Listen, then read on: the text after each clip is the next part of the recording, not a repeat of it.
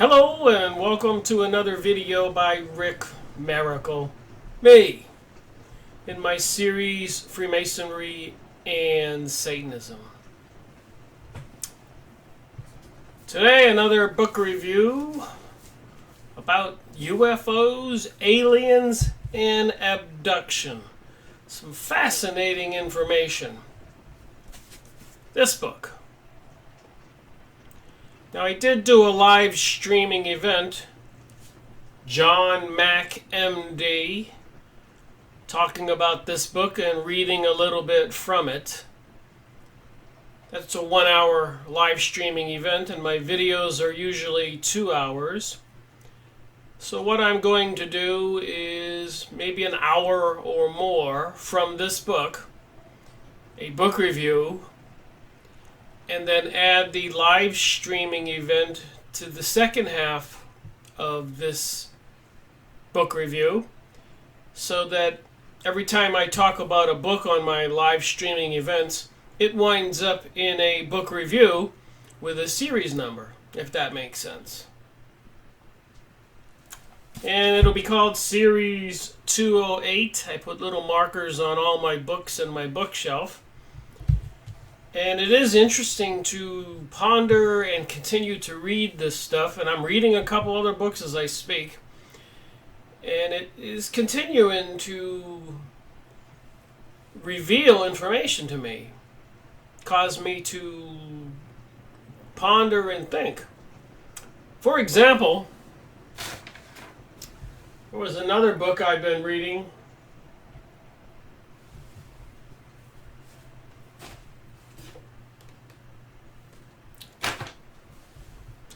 that about abductions. I think it was the author's name, Lear. Dr. Lear wrote a book about abductions, so I'll be adding that to the book review series. Anyways, he in the beginning he talks about himself and how he got into this activity. But what was interesting about it is he was taking some friends on a plane ride, and a small plane, and to go out to dinner from one airport to another, take about an hour in California. Dr. Lear. And anyways, the plane engine started having problems, and it actually crash landed in the desert. Everybody survived, but he suffered a concussion. This is a UFO abduction book, and he became a surgeon who was removing implants from people. But anyways, during the beginning of that book, he talks about this stuff. And when he had that concussion, he blacked out, and he saw the proverbial tunnel. But when you die, people talk about they see a tunnel. And after-death experiences, even with children, they're told that it's not their time and to return. And then in the hospital, maybe when they wake up a child or whoever died, they're all excited about this experience, and apparently it changes people's lives. So Dr. Lear had such an experience, and he was going towards the tunnel. And when these things happen, you don't remember that you died. You're kind of bewildered in the dark. And he went towards the tunnel, but a loud voice said, "No, go back," in a very commanding way, as it's told in the book. So he turned around, he realized he was being instructed what to do, and the next thing you know, he's picking his head up off the wheel in the plane, and he's all bloody and confused, and his consciousness is returning, and he looks over at his wife and his friend, and they're a little dazed, but they're okay. Everybody survived. But then he goes on to proceed about his involvement with MUFON and being a surgeon, and MUFON asking him to remove some implantations from people. It was just interesting, that experience in the beginning of the book about him dying, seeing the tunnel, and the strict instructions to turn back. I'll be going over that book. But let me read a little bit from this one, and hopefully it creates a coherent conversation. And then, of course, you can watch the live streaming event I made on July 9th. And if you've already been watching my live streaming event and you come to it, you can just stop there. But it would put into context what I'm going to read next. I mean, it's a big, thick book. So what could I put into the live streaming event? Very little. And the live streaming event was on pages 206 to 208. I mark everything inside the books, as you can see, so I remember where I'm at when I do things. But I'm going to, speaking of seeing the light in the tunnel when you die, chapter 14 is about a being of light by a different doctor, Dr. John Mack, when I did the live streaming event on abduction. And again, these videos I make, they're conversations. It's an accumulation of knowledge so that we can formulate a educated, common sense opinion about reality and not have to continue to be blinded by the propaganda and deception from the people who control our world. Alright, so beginning of chapter 14. And each of these chapters are case studies or histories, so it's, we're not missing anything by starting here.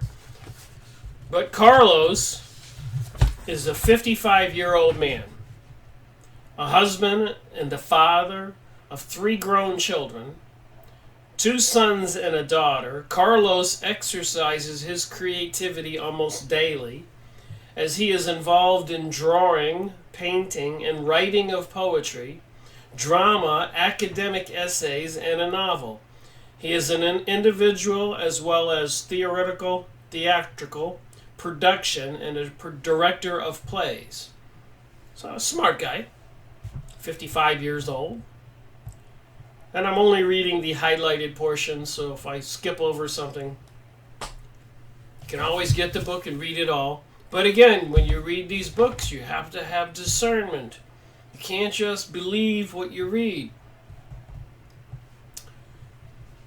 Alright, he's a professor at a university. He has contributed significantly to the cultural environment in his country and state by volunteering in the state prison system and working with handicapped children, the mentally ill, and the elderly. He also has worked to address regional environmental issues. Carlos wrote to me on July 1992. I remember Mr. Mack here, Dr. John Mack, wrote this book, Encounters with Aliens, so I suspect there's more to the story in this book. Carlos wrote to me in July 1992 upon the recommendation of 2 of the men involved in the Allagash Fowler 1993 account about a lost period of time on Easter Sunday in 1990. So this is about lost time. A lot of abduction cases where people have been abducted. There's a missing period of time. They wake up, or they wonder what happened in the last few hours. Or maybe sometime it happens later they can't remember. Or they get hypnotized, regression, and they discover things they didn't know. Alright, 6 or more afternoon hours disappeared during a hike over a mountain slope on the Inner Hebrides Island in Iona, located in the straits between Iran and Scotland. So the Allagash incident, somebody lost 6 hours or more while on a small island over there by Scotland and Ireland. Carlos previously explored his encounter experiences in several hypnosis sessions with a psychiatrist near his community, Although I use the term abduction in our discussion of his experience, Carlos is emphatic that the experience is an encounter, not an abduction, and refers to himself as the encontrant and not as a victim of abduction. So he's just somebody who was in contact with this other beings. He does not want himself to be described or thought of as a victim. He infers that in some respect he is a participant, a co-ceptor rather than a receptor of the image process and the experience partaken. Carlos believes this variance in language speaks to a difference in the manner by which each researcher, hypnotherapist relates to others in the ufology field, and the way in which the artist in contrant perceives the phenomenon from within. So he somehow, when he blacked out, it was an experience with this other world or other beings, and he does not feel that it was an abduction and he was a victim. Carlos' case touches the edge of several of the mysteries that surround the abduction phenomena. While shedding light on some dimensions of the phenomena, his experiences open profound new questions. As with so many abduction cases, the objective correlates are suggestive and tantalizing. UFO sightings, burned earth where the UFO landed, unexplained cuts and scars appearing after abductions, and above all, dramatic photographs of a light beam reaching from the clouds to water in a bay at Iona. The weight of the evidence depends upon the reporting experiences while under hypnosis of a highly intelligent, sensitive, and sincere man suffering from no apparent mental illness or distortion of thinking and perception, who, to the best of his ability, is seeking to understand the events that have occurred, have overtaken him. The information that Carlos' case provides can be thought of in two ways, which at first may seem contradictory. Either he allows us to gain insight into technologies that we can only imagine, but which a more advanced intelligence has mastered, or we are being opened to alternate realities, domains of being which are not part of our accepted universe. But on a closer scrutiny, this distinction will appear to have little power, for advances in technology and the expansion of our notions of reality are inseparable. What is unique to the investigation of the abduction phenomena, and well illustrated by this case,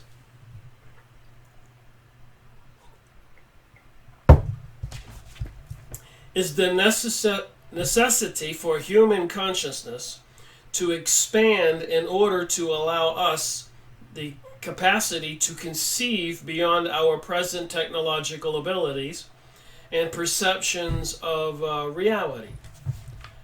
Through hypnosis, Carlos, he prefers to be called only by his last name, has recalled many encounter experiences, beginning from when he was 3.5 years old.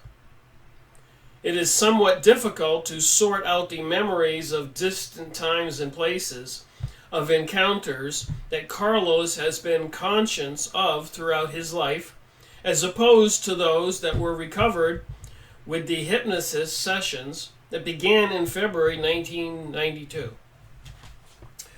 With that said, I'm reading an interesting book that I read years ago, and I'll be making a video on this and discussing it. Ron Hubbard on Dianetics. Big, thick book. And I'm already up to almost 50 pages. I read it years ago. I should talk about that book for a second. because it is relative to what I'm discussing here. But I used to be working at a major aerospace company for 10 years, and they would send me around the country to solve problems, engineering, electronic work.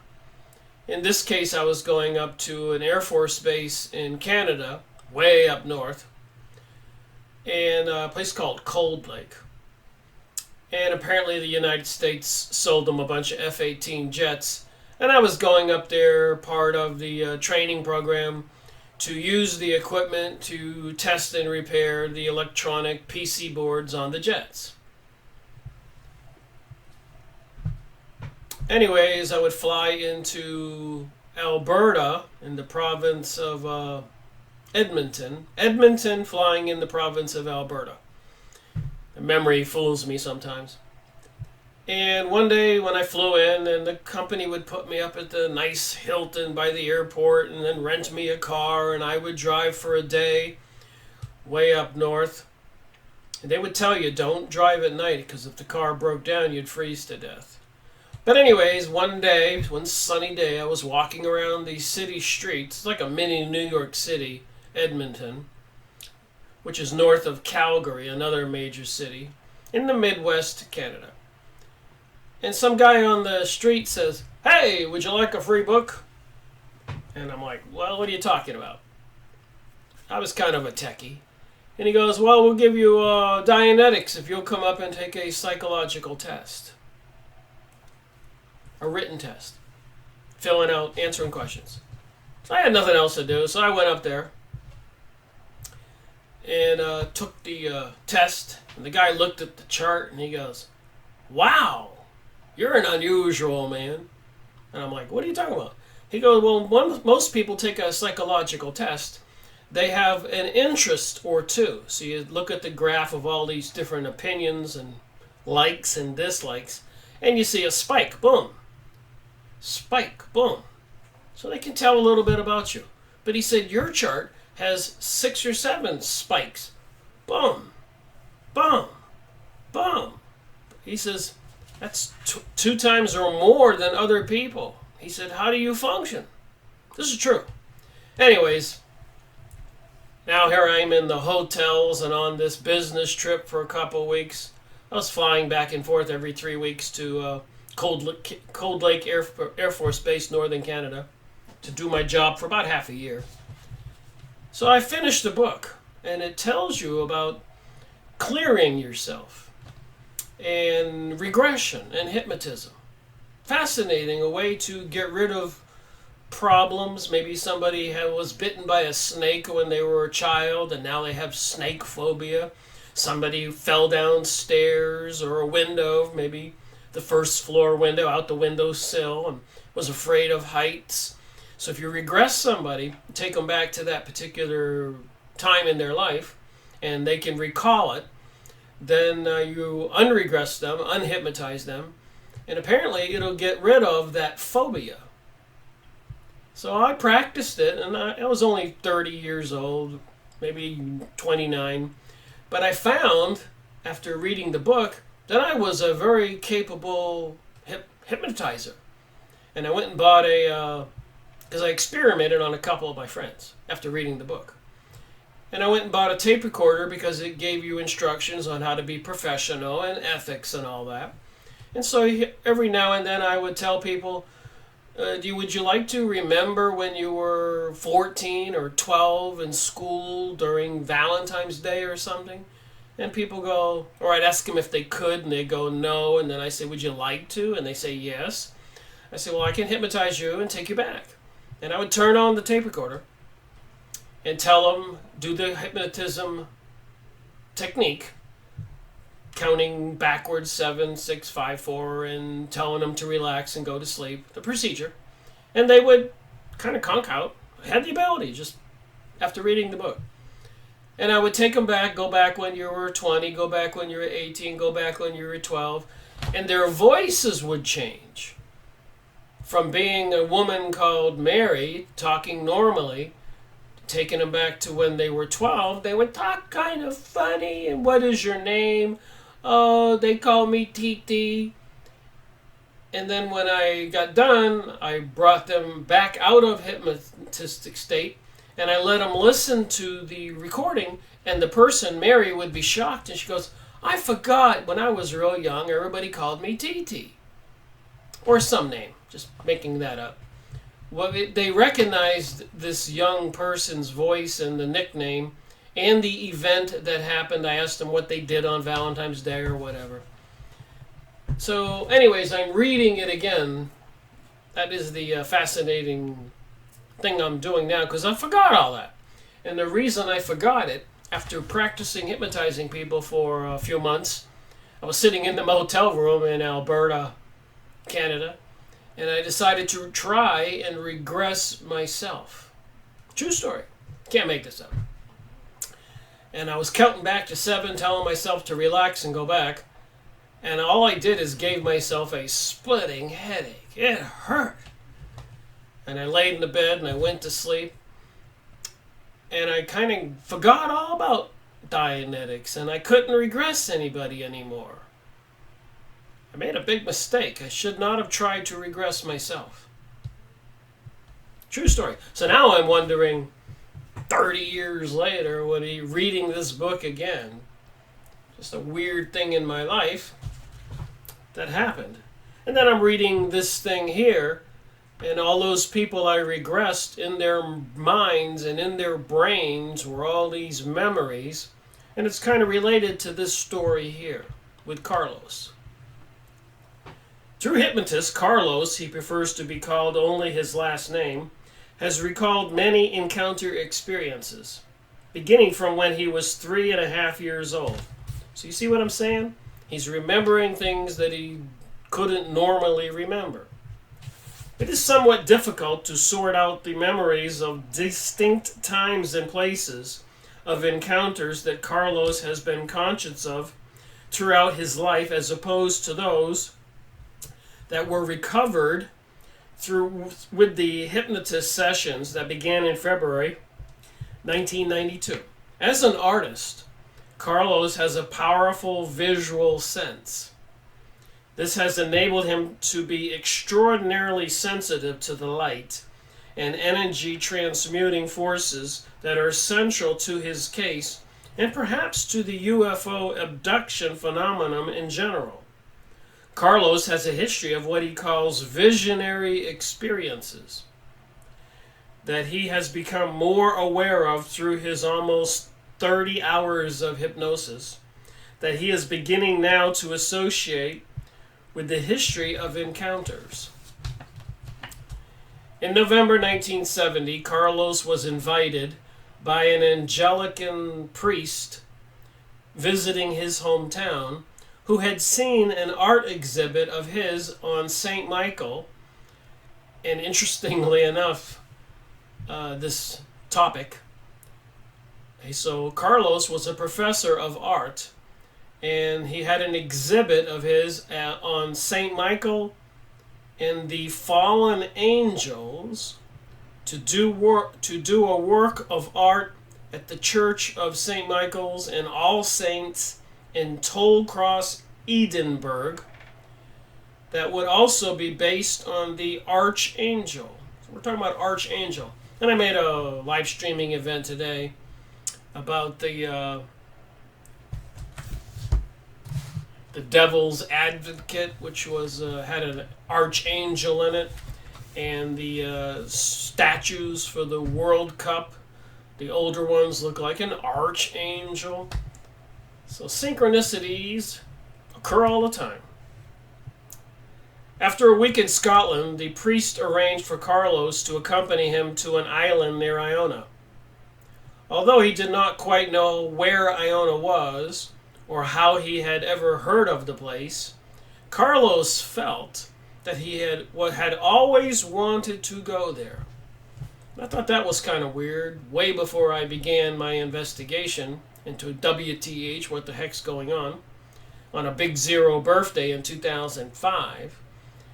I always knew when I was younger, I thought I was going to be a writer. But I always put it off because I had to go to work and make money and pursue different things.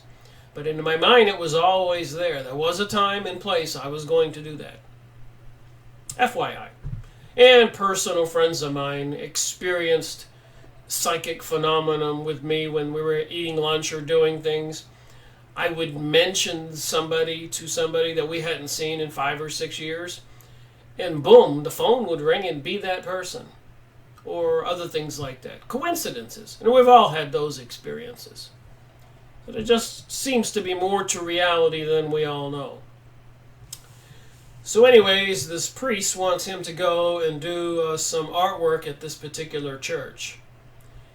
He had images about the monastic history of the island, the Gnostic history, images with which he felt a sympathetic association. So Carlos, as a professor of art, had seen some pictures, ancient pictures, and had this weird feeling that they were familiar to him. They traveled by train on the way there while painting watercolor landscape sketches from the train window. Carlos felt an almost emphatic connection with the land rolling before him and found himself crying, feeling as if, for the first time in my life, I'm going home. So apparently, like Edgar Cayce's books talking about reincarnation, I guess a lot of people have those deja vu moments when they go to different places in their life, like on a vacation to some foreign country, and they just have this weird experience. They've been there before. Or some people have some certain propensities towards different desires, like being an artist or a farmer or a sailor or a warrior, or different things, maybe having something to do with a past life, if that's the case. Although he had been raised a Roman Catholic, no one in his family knew of Iona, and Carlos himself had no previous historical interest in it. Nevertheless, he was deeply moved and excited both en route to the island as he arrived there by ferry from a neighboring island of Mull, M-U-L-L. Before he had left Edinburgh, an elderly woman, a well-established British author, who had written several books about Iona and various historical legends about Scotland in general, invited Carlos to her apartment to discuss his impending journey. Oh boy, that's a bit odd. The author told Carlos that when he went to the island, he should go to the beach by the Bay of Seals and sing hymns to communicate with the seals, who, according to local legend, contained the dead souls of monks who had been killed in a Viking raid. So apparently in ancient history, some Vikings pulled up on those big long boats with the dragon on the front, and they jumped out of the boat and they took their bow and arrows and swords and killed the people in Scotland. Remember, I've pre-read this, so I know what's going on here. Modern-day monks believed that the Scottish royalty, like the monks themselves, who were buried on the island, returned as mermaids, as the seals looked so much like women, with large eyes and long hair coming out of the water. His first morning in Iona, Carlos traversed the 1 mile width of the island from the town of Iona to the particular beach that the author, from where he lived, told him to go. And just for the hell of it, sang Gregorian chants in both Greek and Latin. I remember Stephen Greer of the Serious Disclosure Project trying to get the government to tell us the truth about UFOs and aliens. He offers people group tours. Everybody pays money and makes reservations, and they go to beaches and parks. I've said this in previous videos, and even because I subscribe to or whatever Stephen Greer's Serious Disclosure Project website, I was getting emails and invitations, which I've shown in previous videos, to these events where they would do mantras and chanting to bring these alien beings into view, where people would see them. So I remember all the stuff on these other videos I make. That's why continuing to do it, it becomes an accumulated amount of information. Which is what happens, I guess, when you study for enough years and keep reading.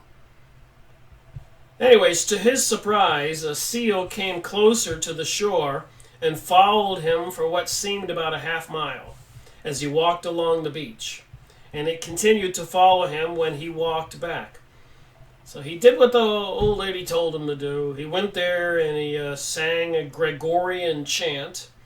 And now this seal is following him around like a pet dog. I'm saying that. It's not in the book. Charmed by the seal's friendliness and the legend's apparent authenticity, Carlos conceded it was a very beautiful new experience.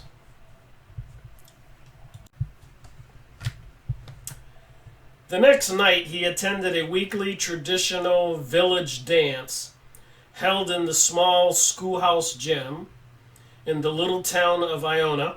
The music began around midnight. That's kind of odd. Music beginning around midnight on some little island in Scotland near the coast.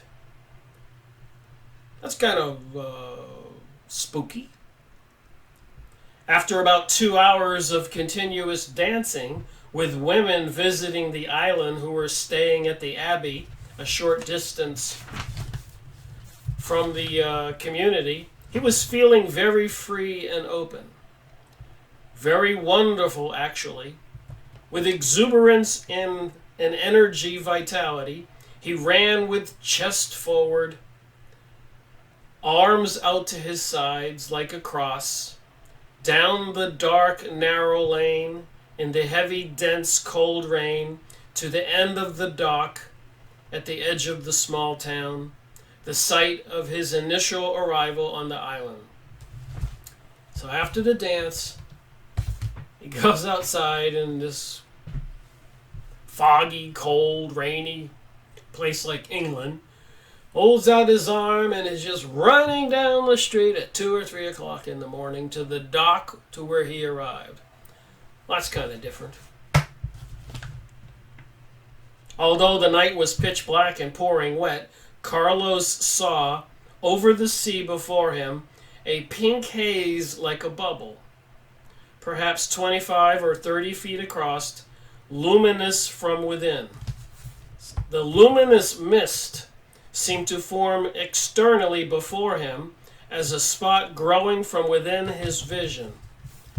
There was a subtle flash to its appearance, and then it developed large in front of him, over the water and into the night sky, and was eventually enveloping. Carlos says that he ingested no intoxicants at the dance, and that the bubble was so substantial he believed anyone else who would have been there could have seen it, not questioning its reality.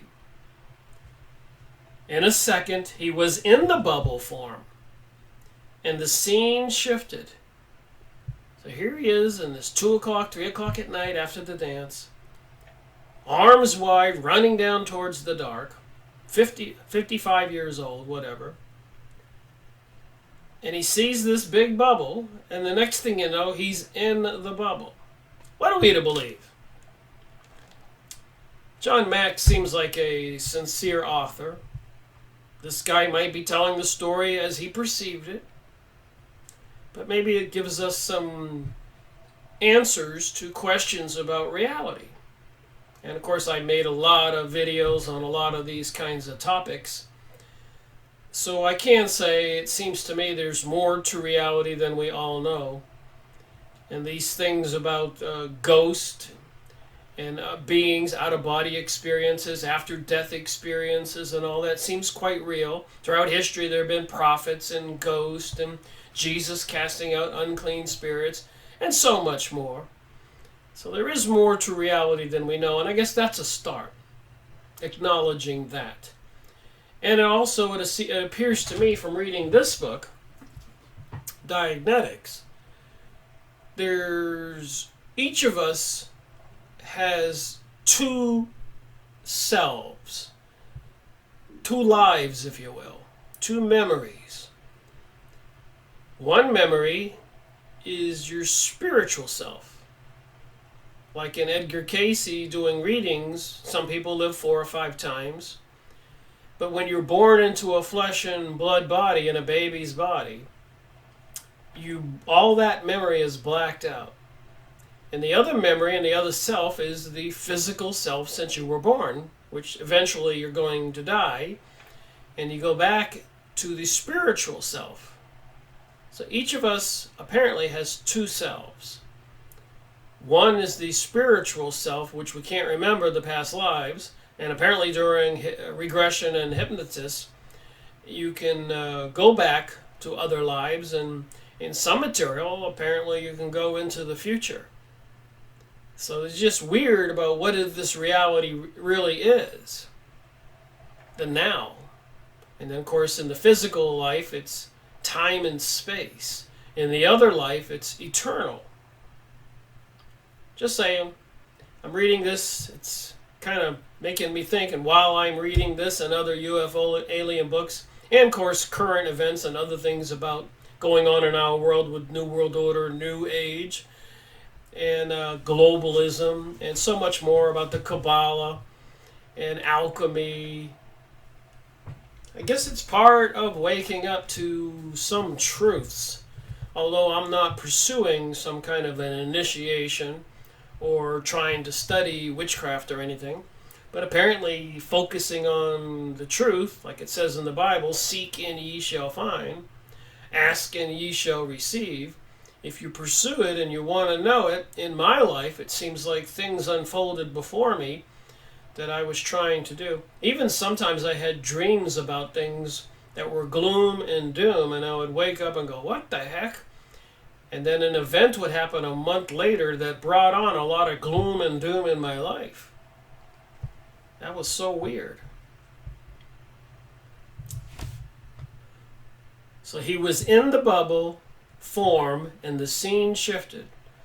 So somehow he's in the bubble, and his perception of reality is different. He was no longer a 34-year-old man. So he's 34-year-old. Sorry. Not 55. But a 12-year-old orphan boy on the beach at the end of the island past the abbey, somewhat far from the dock. So now he finds himself to be a 12-year-old boy in the past, and he's a orphan, and apparently it's near a monastery with monks. With him was a close friend who had modeled for him at St. Michael as Adam in the Eden story and as a fallen angel. So at the university, when he was doing his artwork, this one boy, Adam, was one of his models when he was painting a picture of St. Michael. And in this vision, this little boy is with him now in real life in this experience. So when he was painting at the university as a 34-year-old, he remembers this person. And when he's in this experience, this person is also there. And I've heard that when you are reincarnated, not that I'm saying this is a truth or saying all the stuff I've read this a couple times, that your experience in this reality, 2018, apparently the people you're associated with, maybe your father, mother, brother, sister, best friends, weirdly people you just really know and knew all along, apparently they were involved in your life in a past life. And sometimes your wife now in a previous life might have been your mother, and this life your father might have been your brother, or you might have been his father. The roles change according to some of the reincarnation information I have read over the years. And like I said, it's an accumulated knowledge for me, trying to find common denominators and to see what I really think. when I started this investigation trying to find out WTH, what the heck, it was only really about who was causing economic destruction all across the planet. And of course, what was going on with 911 and so many other questions were in my mind. I had no idea where it would lead me. And I probably still don't. The friend was 12 years younger in real life, but now was also an orphan at the same age as Carlos in this other reality, which Carlos calls a vision. So he's having a vision, him and this other little boy, but it's also apparently a more older person at the university, 12 years younger than him, who was his model when he was painting the Archangel Michael. The vision was of the 6th century, the time of Saint Columba, who is historically associated with Iona. In the vision were 2 of the monks of the community and the 2 adolescent orphans whom the monks were raising. So the monks were raising the orphans. Carlos recognized one of the monks as another young man who had modeled for drawings of both Dionysus and Christ for him at home. The second monk he did not know then. So one of the monks he sees in this vision is somebody else he was also associated in real life at the university. In the vision, which to Carlos was altogether real, a small boat came toward shore. A small, squarish beach defined by 2 large stone structures as gates from a large wooden Viking ship. The Vikings had, in fact, sacked Iona several times during the community's existence. The monk was one of the men that Carlos knew suddenly fell dead on the beach. So the monk that was there in this vision just was standing up and then just plopped over dead. Followed almost immediately by the other child who fell over into his lap. And he realized the other kid that was with him was dead. The events were sudden, and it is not clear to Carlos how the 2 were killed, whether or not, for example, they were shot with arrows. So this is the vision. The surviving monk then ran toward Carlos, who jumped off the dune on which he was sitting and grabbed Carlos by the hand, yelled for him to follow him along the beach.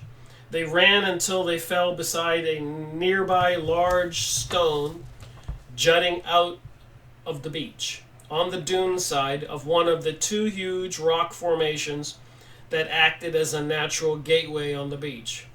As they fell, the monk with his cape fell over Carlos to protect him. Carlos did not know if he was alive or not. So the monk grabs him, drags him along, throws him down behind a rock, and throws his own body on top of the little boy. The Vikings, thinking we were all dead, ran by the survivors up from the beach into the fields. The vision ended with a blackout, and Carlos found himself standing on the dock soaking wet, at which he returned to the small hotel where he and the priest were staying.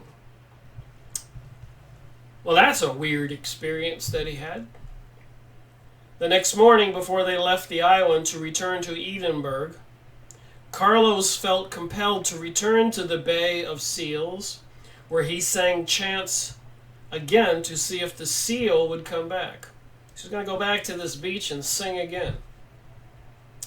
The morning was overcast and stormy. The rain having continued all night and into the day, Carlos climbed over the treacherous wet peninsula of large boulders and rocks to stand overlooking the dark waters which seemed to boil in a great upheaval beside me. With the storm all around me, I sang the Dies Irae and the Asperis Me from the Gregorian chants. A huge white sea lion with large white tusk rose up out of the black waters and scared the hell out of me. I don't understand this. Everything was too much. Whoa. Carlos returned to Edinburgh and completed his project, Michael's Triumph, painting a series of translucent hangings on chiffon and satin that captured the qualities of light on the island and depicted a passage of the apocalypse. Induced in the hangings were several life-size male nudes representing the fallen angels displayed behind the central figure of Archangel Michael. So he made these huge murals, I guess, paintings on canvas. And some of the pictures were several life-size male nudes representing the fallen angels displayed behind the central figure of the Archangel Michael. For almost 20 years, the church authorities displayed the large hanging, measuring 25 feet wide and about 10 feet in depth, and each panel hanging about 7 feet in height for 2 months each fall from St. Michael's Day to All Saints' Day, during the time of the annual pilgrimage to the church from the other parishes throughout Scotland. 2 months after Carlos's return to his hometown, the young monk who had saved him in the vision showed up at his college campus as a freshman and came to his office to inquire about taking art courses with him. So this is where he meets the person that was in his vision, obviously an older person than the one that, well, maybe not, it was the monk. So it's a younger person in real life than the monk that was killed, or with him. Carlos reacted with amazement and disbelief. The two felt instantly that they knew each other, and a friendship ensued. The realization that he had somehow, in the vision, been able to look into the future affected Carlos deeply and reinforced his determination to return someday to Iona. So it says here that he thought his vision was a look into the future. I think it was a vision of the past. Carlos is mixed Spanish, Scottish, Irish, German, and, here was interesting revelation, a German-Jewish extraction. His surname is somehow related to the Spanish Armada and its demise on the Irish-Scottish Hebrides, perhaps off the island of Mull next to Iona. He grew up in a small village in western Pennsylvania in a Catholic family. So it talks a little bit about him. Carlos's sister, 10 years older than Carlos, and like her parents, a faithful Catholic, married when Carlos was a child. Confronting death had been continuous in Carlos's life, and this event drastically affected him. So his father died young, when he was young. To begin with, Carlos had to go with the mother and sister to the country coroner's morgue to identify his body, which was a traumatic experience. I suppose that would be traumatic. You're young and your father dies and you got to go with your mother to identify the body. But Carlos's mother went on to manage their country all general and grocery store until her retirement. Then assisted in the preparation of dinners for his only sibling catering service.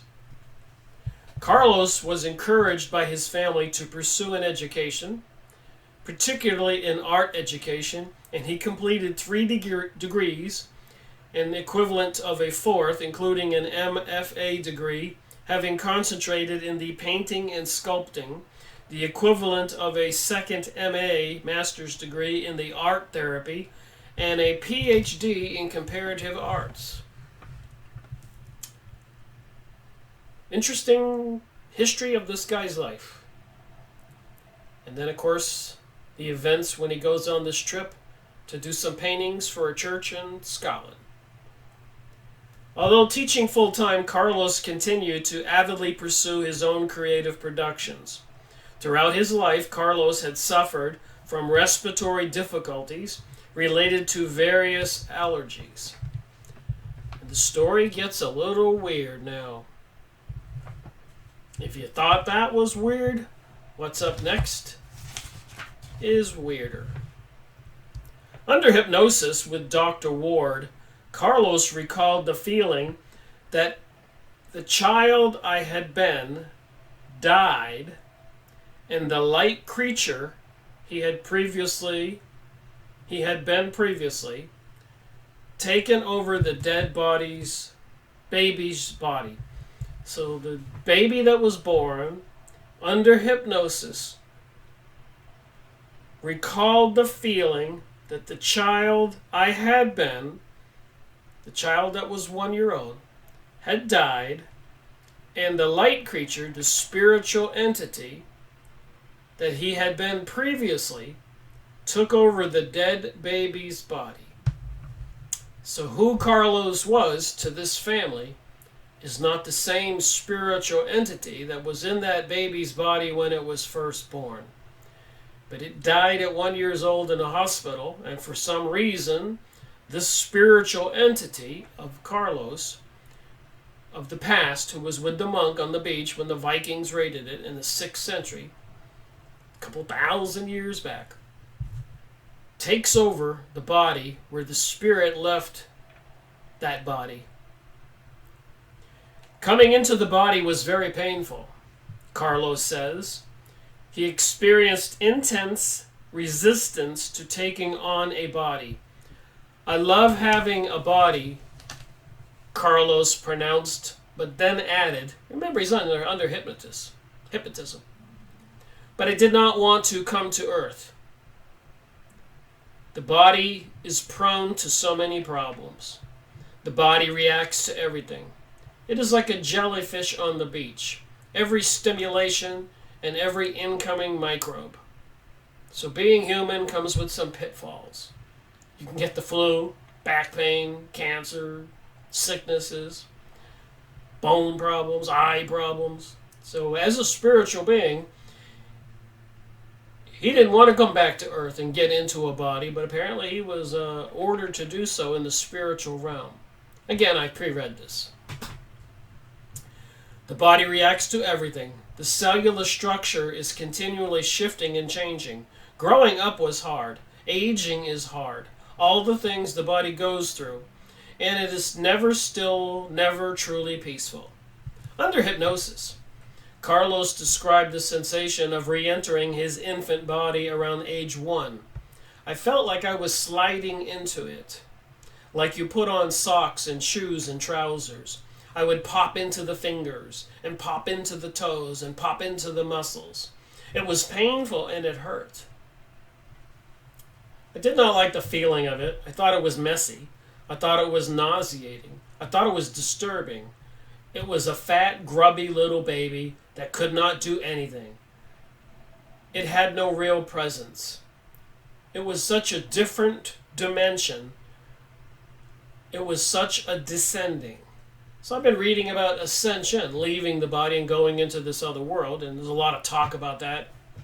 David Wilcock, Corey Good, and many other people channeling entities from the other side are all talking about ascension.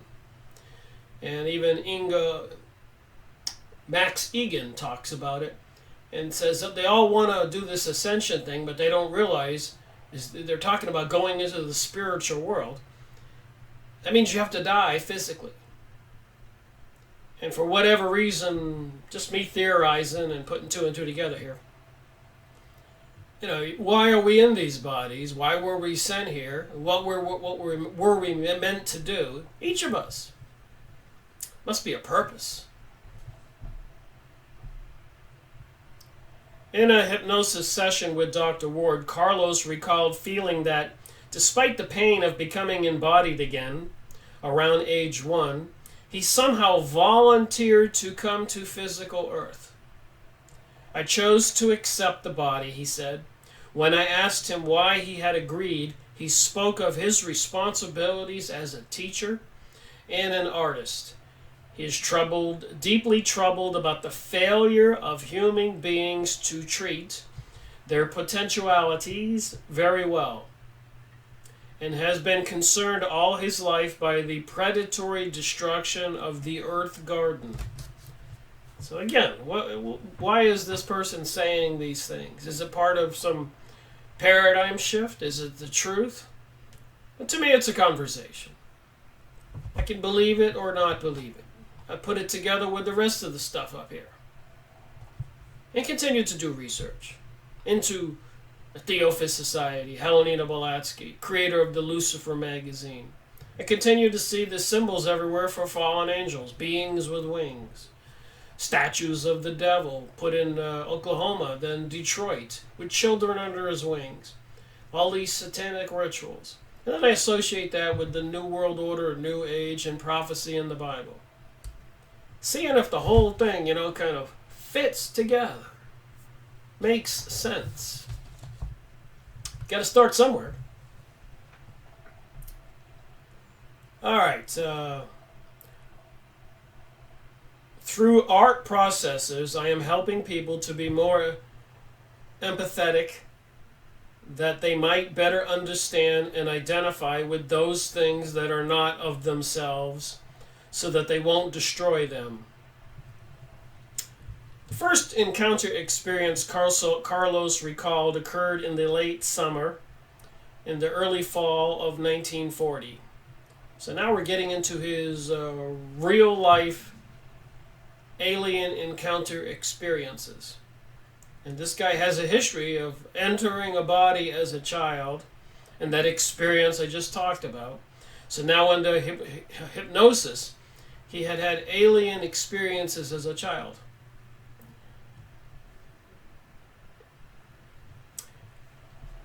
When he was 3.5 years old, in association with a display of the Borealis, the Northern Lights. And when I did spend some time up in Cold Lake, Canada, one night coming back from a little pub going to my motel room, I looked up and I go, "What the heck is that?"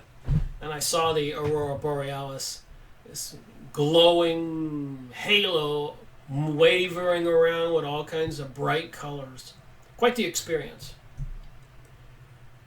Such events were quite uncommon in Pennsylvania, so the Aurora Borealis usually wouldn't show up that far south. And Carlos recalls the apoplectic reaction of some of his neighbors. The experience was awesome for Carlos, and has remained with him powerfully all his life. He says the spectacle of the colored lights in the sky affects the way he paints as an adult. And again, just the other day, and I've mentioned this in a couple videos, why not talk about it again now? I'd come back from a town, this is 2 or 3 days ago, west of here. I'm in the mountains of North Carolina. And me and my significant other were watching TV, and the door was open with the sliding glass door, the glass screen door, you could see through it. Because we live in the country and it's beautiful out here, it's quiet. And I saw this bright glowing orb or something flying, and about the same time, she saw it too. We both jumped up and went outside, and there were 2 of them. And they were huge. It wasn't some small light like a star. Something like this thing right here. This is the sun in a photograph. But it was bright red, orange, and 2 of them flying in a pattern with no noise. Now, why do you suppose that happened to me then? And I read about this. And what about me getting into this research because of my gut feeling telling me something wasn't right? I'm not trying to say I'm something special. I believe we're all spiritual beings in these biological bodies. I believe people watching my videos are just not an accident. They're doing it for a reason. You're doing it for a reason. It's meant to awaken. Just seems that's the answer. Nothing happens by accident. World War I, World War II did not happen by accident. 9/11 did not happen by accident. Some very evil forces plan those things, and they have a goal. Globalism. They want to be the elites. They want to be treated like gods, and they want the rest of us to serve them. But remember, we're all spiritual beings in these biological bodies. That's what I believe. Not that I'm trying to convince other people to believe that. They can come up with their own common sense answers and thoughts, and leave comments below. All right. As a child, Carlos was intrigued by this event. So they saw the Aurora Borealis. And I was angry because my parents made me go to bed eventually. I thought it was the most significant experience of my entire young life. And I was told to get dressed in my pajamas and go to sleep. So while seeing the Aurora Borealis, they told him to go to bed, and he was quite upset. That's crazy. This is so cool, he's thinking. But my dad worked on a railroad and awakened at 4:30 a.m. in order to be at work at 6 o'clock. I did not get in bed immediately, however. Instead, I went and looked out the window. Then I yelled at my parents, "Mommy, Daddy, I see an angel." My dad yelled back, "That's nice. Now get in bed." The child, Carlos, could not understand his parents' attitude. On the most important day of my entire life, the angel image was a yellow light or yellow haze that moved toward him, and he associated it with the blonde-haired, androgynous angel statue he had seen under the family Christmas tree, which fascinated him. So what was a androgynous angel doing under his Christmas tree? Question, huh? As a child, he used to play with the statue of the angel as if it were an airplane, making it fly around at the base of the tree and land on the limbs or on the top of the manger. The angel was the most important image of his recollections of that season. Under hypnosis, Carlos recalled that out of the amorphous yellow angel shape, there emerged one of a skinny little white creature with big eyes. So now he's describing something like a gray alien. Keep on reading, and I'm connecting more dots. A type of alien being he had seen in several hypnotic regressions. It was a little creature like myself, about my height. It was skinny, it had a large head for its body, and it had very large eyes. The eyes were almost almond-shaped, cat-like. The eyes were brilliant blue sometimes, as if they were illuminated from within. The creature was bald, no hair, no features on the body. I was not sure about the hands. I never felt they were quite hands like my hands, although I have seen this creature several times. Instead of fingers, it seemed to have claws or pincers. I am never sure if there were 2, 3, or 4 digits, but it seems to be 2. Later, Carlos felt that he might be confusing the hands of the various creatures he is aware of, who he feels might be categorized into 4 races or species types. His sense of that the hands he referred to are most likely those of a larger robotic creature, which actually vary in shape and form depending on the functions performed. He feels that the various species are interrelated and co-functional. The various species are interrelated and co-functional. Remember, he's going under hypnosis with Dr. John Mack and other hypnotists. And these are the explanations he's giving to questions being asked him under hypnosis. Then Carlos recalled how, as a child, he lifted in the air in the mirror image of the small creature and went out through the window and flew with the being. So as a child, he remembers lifting up in the air and flying with the creature. I suspect it was his astral body, his spiritual body, that was flying with the creature. It took me all over the hills around my home, and flying was to me wonderful. I just thought it was great fun. I even once turned over on my back and then returned to the regular position. And I mentioned in previous videos that I had a reoccurring dream for several years in a row. When I was sleeping, that I would fly out the window and just fly all around. I would remember the dream when I woke up. And then one day I stopped having that dream, and I haven't been flying around since. And I'm sure other people have had experiences. And when you have these experiences and you talk to other people, it's surprising how many other people will tell you things that they've never told anybody and just put back in the back of their minds. There's plenty of books out there, plenty of videos and stories to be told throughout history.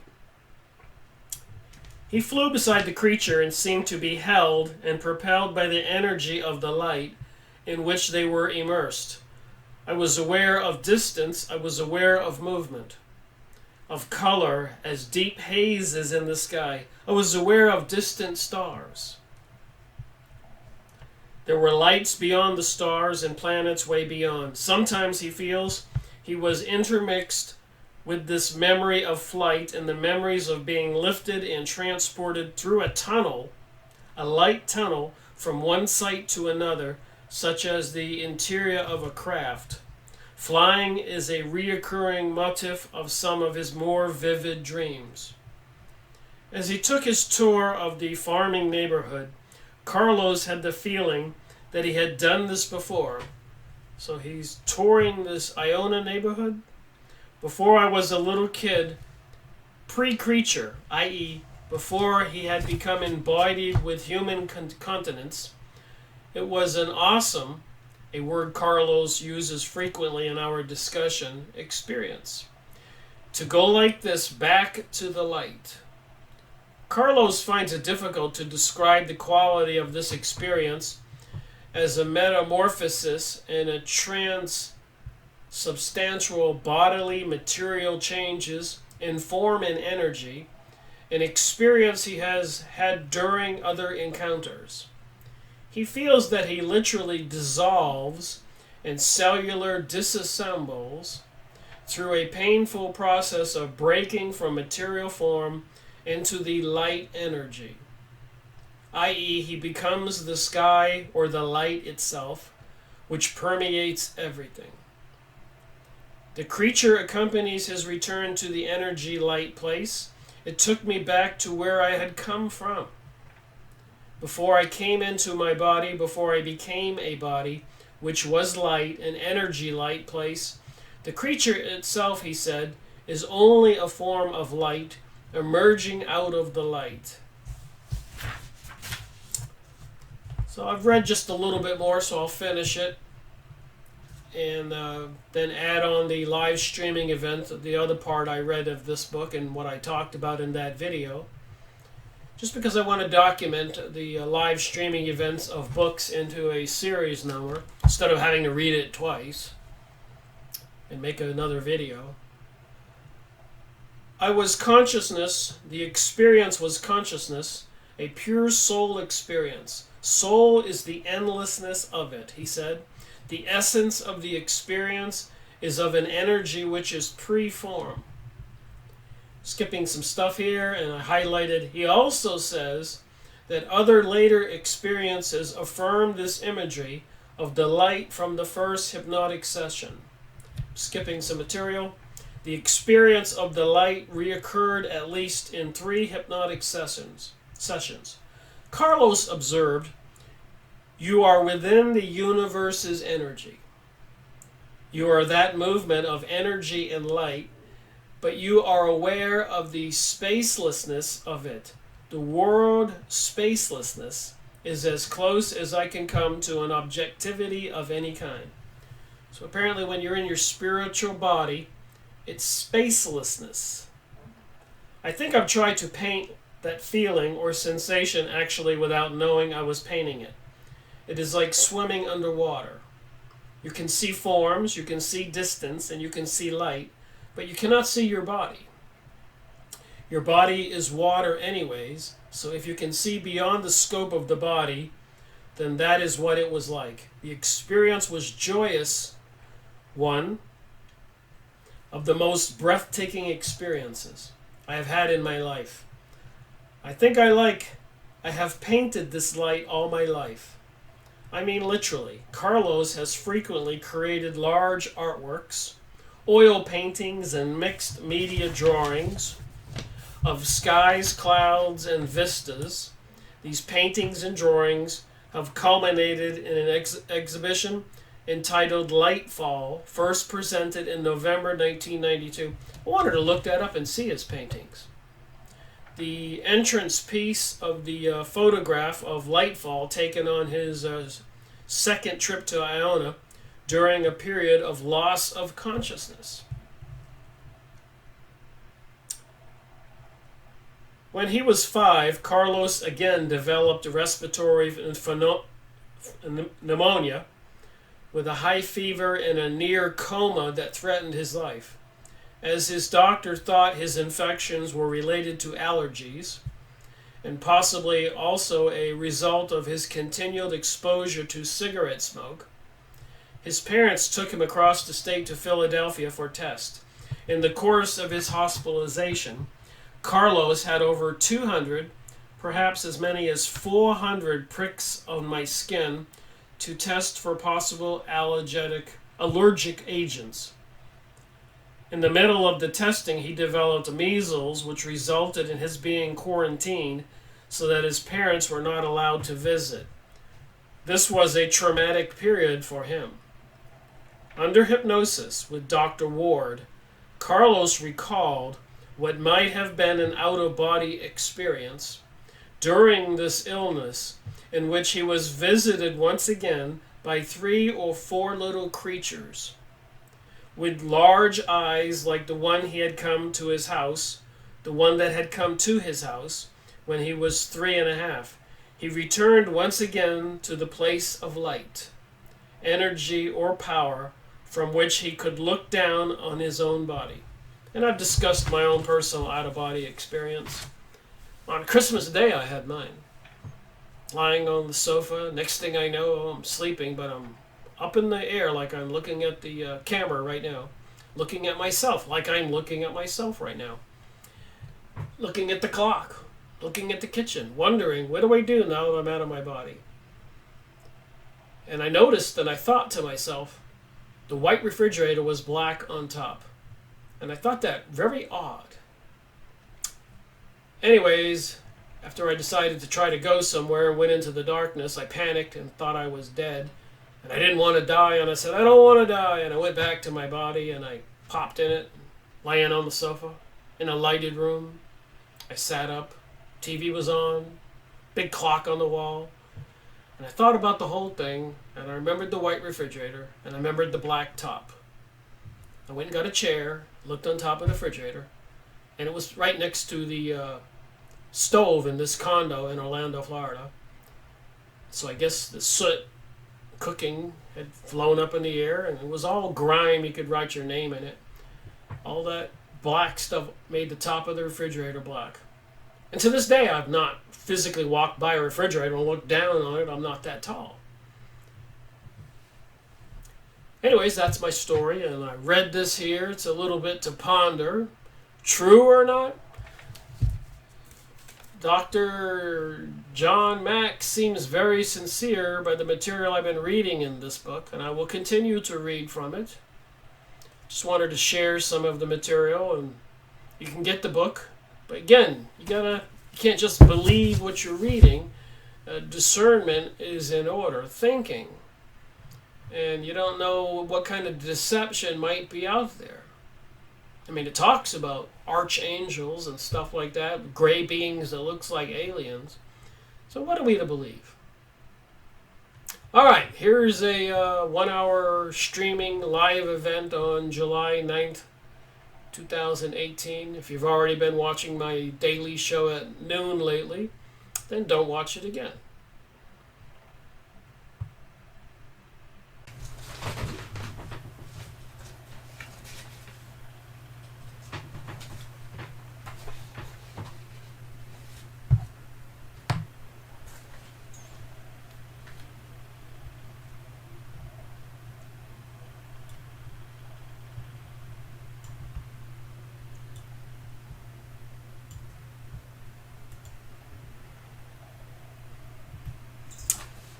Well, hello, 11:59, and I'm about to live stream another event on July 9th, Monday, 2018.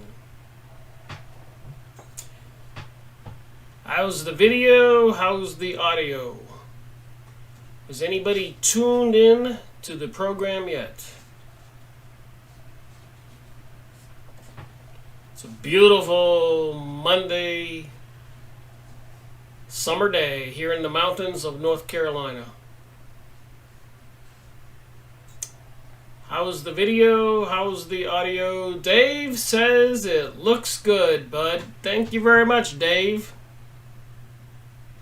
11:59 and ticking. Moments to go.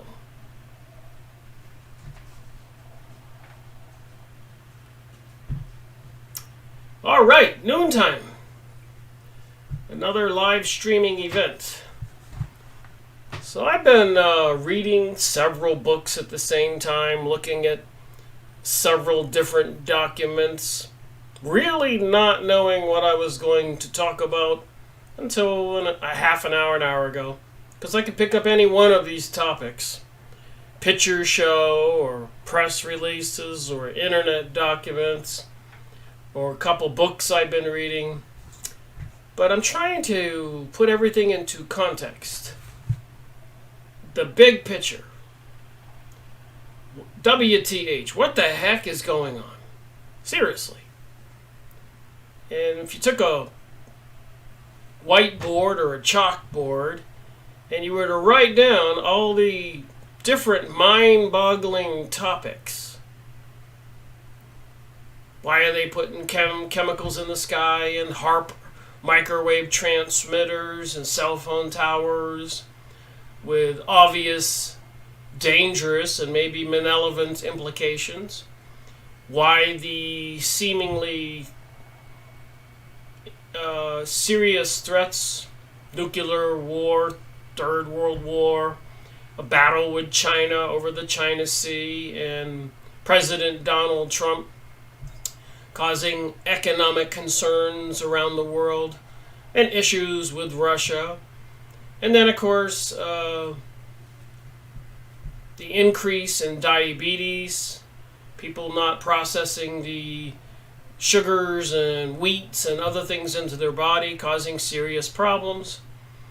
And sustainability, biodiversity, the immigration issue, UFOs, aliens, channeled material by all these psychics, and so much more.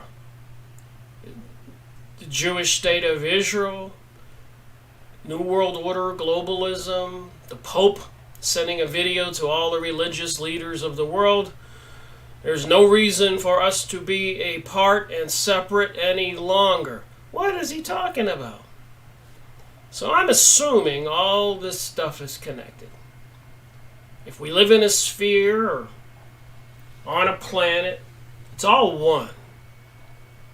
I don't care if you live in Africa, China, United States, Germany, Brazil, Alaska, Australia. We're all one human race. We all have eyes and ears and nose, men and women and children. We all want to eat and live a decent life. But that's not the way things are unfolding with World War I, World War II, and 9/11 in my current consciousness. You know, I know stuff happened 500 years ago and 1500 or 1000, 2000. But, you know, It wasn't what I physically learned or saw, but I did learn and see things like 911. And then I look at these magazines and these YouTube videos about Nibiru, pole shifting, volcanoes, earthquakes, crazy weather. And then I see seemingly evidence of weather control, the environment messing with Mother Nature activities with electromagnetic waves and other technologies. What is going on? So the topic I decided to do today was about abduction. Human encounters with alien abduction. I'm going to read a little bit from this book. It's like telling a story with John E. Mack, MD. Because it seems to tie in the alien abduction and the spiritual realm all in one. And that just made a little sense to me. Here he is. I went and looked it up on the internet, some information about him, and I've been reading it. A couple pages here before I read a little bit from the book. So I'll try to go through this and get done with what I want to try to explain and show. All right, John Mack is a physician and professor of psychiatry at Cambridge Hospital, Harvard Medical School, and founding director of the Center for Psychology and Social Change. He is the author of 9 books, winning a Pulitzer Prize in 1977 for A Prince of Our Disorder. Abduction, Human Encounters with Aliens is Mack's latest book. He has investigated over 100 cases of abduction. His book chronicles 13 cases in depth. Mack believes the investigation of human abductions is not just about aliens or UFOs. It is really about how we can explain our understanding of reality, just what I said, and awaken our human potential. So I think knowledge is an important key to being awake, and so many people are not. As we explore Mack's discoveries, let's see if we can step back and look at a bigger picture. Let's think of ourselves as a 3-year-old child being taken through a hospital, seeing many things a child would not understand. As Mack says in the preface, when we explore the phenomenon that exists at the margins of accepted reality, old worlds become imprecise and must be given new meaning. Terms like abduction, alien, happening, or even reality itself need redefinition. Least subtle distinctions be lost. In this context, thinking of memory too literally as true or false may restrict what we learn about human consciousness from the abduction experiences. So it is interesting about what you get to be my age, and you've seen the weird things going on in the world, even with the Mandela effect, where apparently somebody went back in time and changed some things, the spelling of words and events, that way people used to remember them. So you wonder, about reality. Am I the same person I was when I was 15 and 20? Going through all those 20, 30, 40 years of experiences and more, it just makes you wonder sometimes about some things, how things have changed. What is the truth? So I read books and do research and make videos, trying to make it a little clearer in my mind and discuss it on my videos, and get comments from people. So maybe together we can figure it out. As a psychiatrist is a medical doctor. After going to medical school to become a regular doctor, a psychiatrist, he goes back to medical school and gets an additional degree in psychiatry. So I guess he was learning how to also be a hypnotist. So how was a medical doctor pulled into the alien abduction research? Mack heard about Bud Hopkins, an otherwise normal guy who had been working with people, spaceships, and aliens. And I do have one of Bud Hopkins' books here. I've talked about this in previous videos, and I need to make a series all by itself. Maybe we'll do that soon. Intruders, the Incredible Visitations at Copley Woods, Bud Hopkins. Through a mutual acquaintance, he ended up being introduced to Hopkins and his work. In spite of the insanity of it all, a few things triggered Mack's professional instincts. Minute details of the experiences matched in almost every case. And that's why I read so many books on so many different various topics. So I can see these similarities. And there are some, which you'll see in this story I read from his book, a few pages.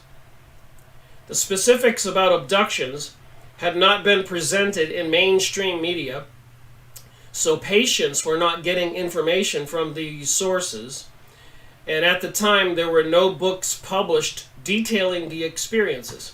So what were people to do who had been abducted in their sleep, or they just blacked out, and maybe they were re-abducted after they were impregnated and the baby was delivered, or an implant device was put inside them, or they're being monitored, or maybe they are some kind of hybrid creature. What do people do when they're going through these experiences that are bizarre and confusing and distressing? How much of it is going on today? If you go on MUFON.com, oh my goodness, there's numerous sightings every day all over the world. What is going on? And other UFO alien reporting websites. Along with bizarre news and the political news and all kinds of weather news and all kinds. It's just enough to be overwhelming. But I think we all need to just relax, read the material, do a little research, and let it unfold itself. There were physical marks and bruises and scars and lesions on these people supposedly caused by the experiences, which would not occur when someone imagines an experience. In Mark's medically trained professional judgment, none of the people seemed to be delusional or exhibit the signs of mental illness. Mark then agreed to work with some patients. The rest is history. So the guy was a psychiatrist, went back to school for psychiatry, and decided to work with patients who claimed that there were some bizarre things going on in their life. Mark identifies three kinds of information. During John Mack's ongoing study of abduction phenomena, he was able to classify three distinct kinds of information available to us regarding these events. These three classes of information are extremely important and should be kept in mind at all times when studying any aspect of flying saucer UFO alien events.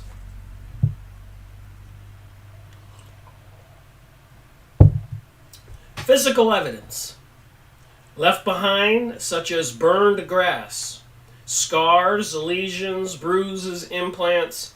These things are easily recognizable by modern science. And I've got a couple hundred books behind me. You see these two top rows. What all these evidences, I've made numerous videos on the UFO and alien topic. So again, if I ever get, these are the books I have not made book review videos on. In my other shelf over here with 200 books, there are probably a dozen or more on the UFO and alien topic. Also all the videos I watched and magazines I have and other research documents I've gone over. There's a plethora of information out there. And apparently there's plenty of physical evidence. And everybody's seen much of the material on TV programs and sci-fi movies. Number 2, things we could understand with our science if we had more information or technology. So what is quantum physics? What is really gravity and all these other topics that science and scientists really don't understand Are we getting any closer? Or do they know things that they don't want to share with the rest of us? These kinds of questions come to my mind. Things which do not seem to violate our understanding of how the universe works. An example might be an advanced propulsion system capable of interstellar travel. 3, and this may be the most important category of all, things which do not fit in the framework of our universal laws. Things such as levels of consciousness we do not know how or have forgotten how to activate, along with unknown life forms who live only at those levels of consciousness. Regarding John Mack's book Abductions, is an absolute necessity if you want to know more about alien abductions and the true capabilities of humans. So that was my opening. I'm just going to read a little bit because I think the part of the story on chapter 9 is a little self-explaining, combining our perceptions of reality from a young lady who contacted the doctor and wanted to be hypnotized so she could reveal what was really going on in her life. Sarah, species merger and human evolution.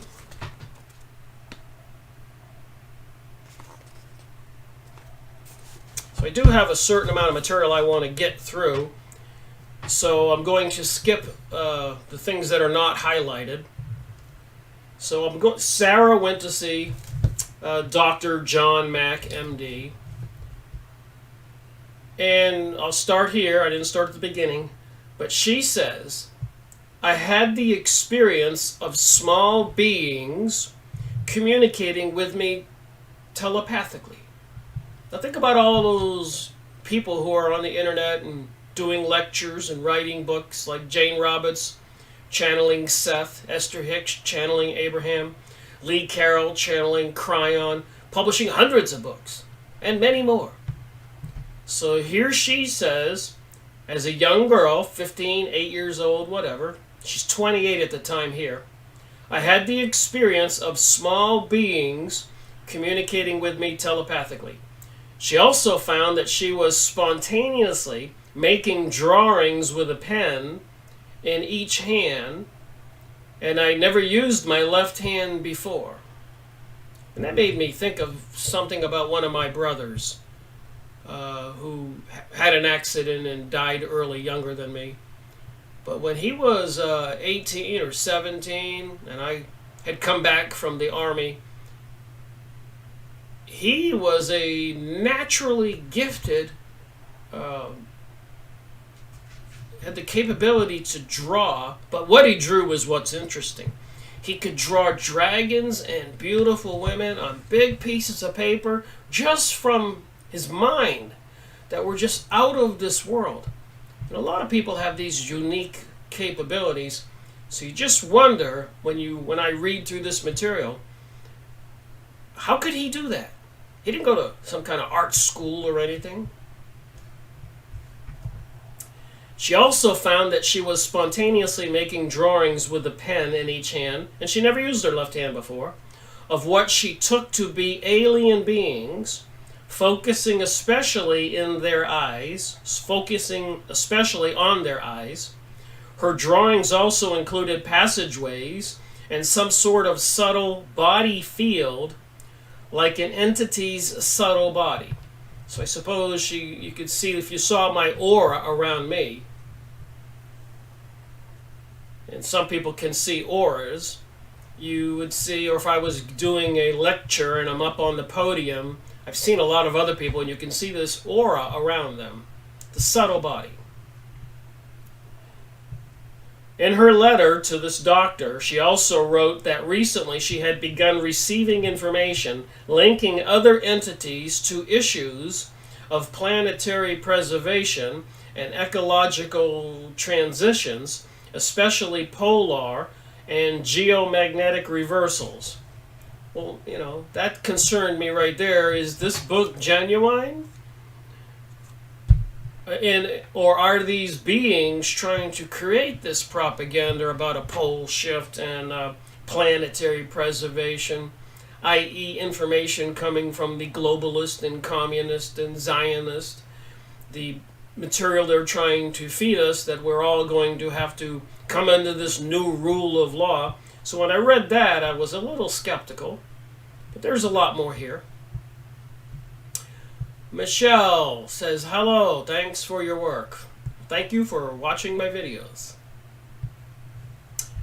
So I think that caught me off guard reading that. So these beings that were communicating with her telepathically were trying to promote the polar and geomagnetic reversal material that's out there everywhere. And Nancy Leader in Zeta Talk and so much more. You can go look this stuff up. The desire to serve, that's more of the information taught by the channelers.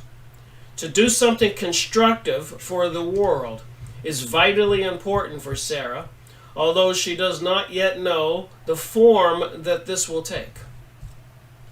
She has never taken drugs or does not drink alcohol. Page 201, next page. Like I said, there is a story, some information here that kind of matches what's going on in our reality. She recalls, she's talking about her childhood now. I skipped the material I did not highlight. She recalls a funny room in her grandfather's house. As a child, she would frequently go into this room, shut the door, and sit there for a long time. In a not quite awake state, Sarah would experience a kind of hazy energy in the room, but she recalls nothing else about it. She was especially drawn to mysteries and books about ghosts and poltergeist. The family went to church almost every Sunday. I don't like the idea of original sin. There's another thing that jumped out at me from her philosophy and the entities. She doesn't like the idea of original sin. So that would be an anti-Christian thought. Nobody wants to believe that there has to be 10 commandments or the Adam and Eve story about the apple and getting removed from the Garden of Eden. Original sin. So she didn't like the idea of original sin. It didn't make any sense to me. I liked the Holy Spirit, she says. I liked it a lot. She described the Spirit, so she's talking about a spiritual being. She liked the Holy Spirit for her perception of it.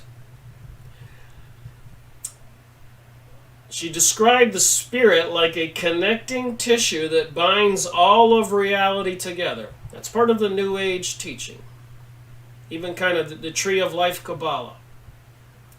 By age 11 or 12, Sarah was considering theological questions, such as a resolution to the dictimony of good and evil. So she's questioning why there should be this two topics, good and evil. And of course, part of the New Age philosophy that I've had arguments with personal friends of mine. Oh, Rick, there is no such thing as evil.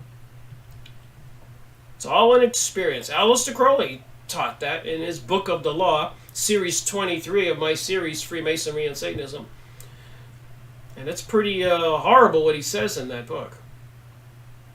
And she was drawn to reading about other religions. So was she opening the door to possession? And remember in previous videos I've made in China, in Italy, in Ireland, and in the United States. You can go look this up on the internet.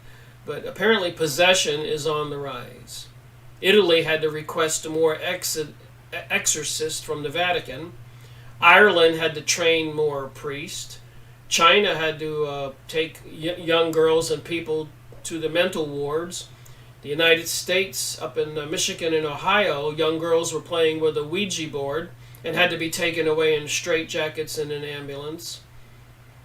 So this New Age material and all this other stuff involving UFO and aliens and abduction seems to be tied together, and it seems to be from a malevolent evil force, in my opinion.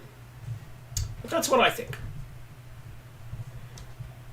While Sarah was an undergraduate, she participated in studies of extrasensory perception, so she's obviously got a good background of delving into these topics. Her interest in integrating the discoveries of the physical science with explorations of spirituality and human consciousness have continued. On one occasion, she experienced electrical sensations in her body. So I wonder if she was meditating and doing some of those yoga positions and mantras and activating her kundalini, the 7 chakras in her body, trying to reach this other world. And then she would experience, as it says here, from my understanding and research, electrical sensations in her body. On another occasion, I felt like I got out of my body and I couldn't get back in, and I was gone for about 2 days. She was quite frightened by this experience.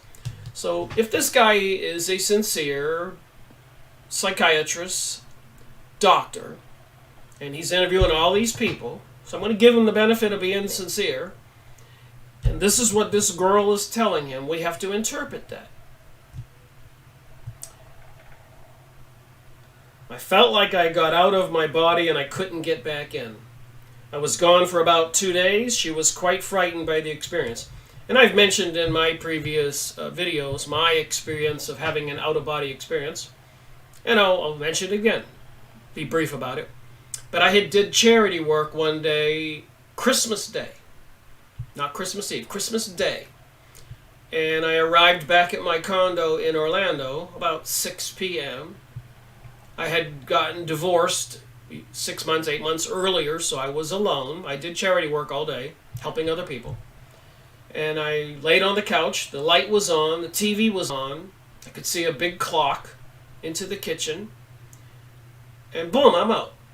The next thing I know, I'm floating above myself, looking at myself like you can see me on the screen. I could see myself like I'm seeing myself on this screen, laying there sleeping.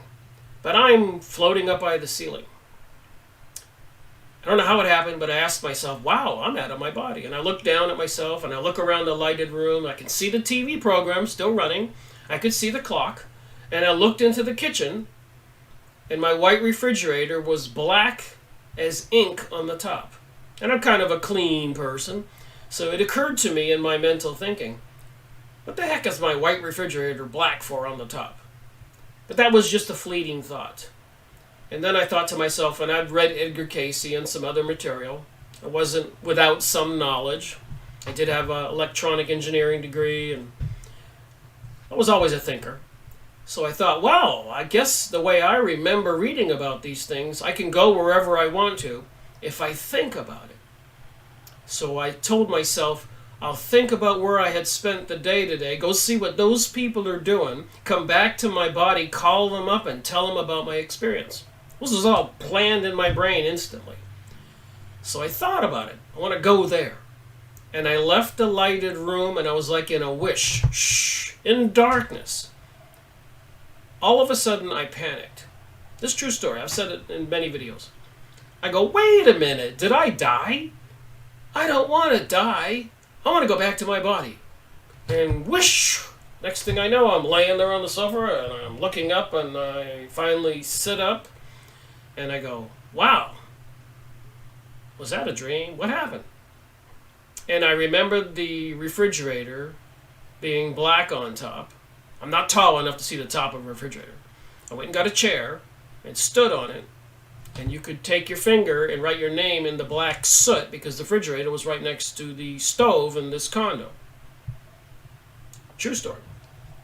And I mentioned it to other people about my out-of-body experience. And I met several friends of mine who confessed that they had similar events, and we talked about our events. One friend of mine was an engineer who did a lot of traveling for the company I worked for, and he would be tired, all the flying and everything, and he said frequently he would leave his body at the motel near the airport and be able to get out into the air and look all around the field and all that and go back to his body.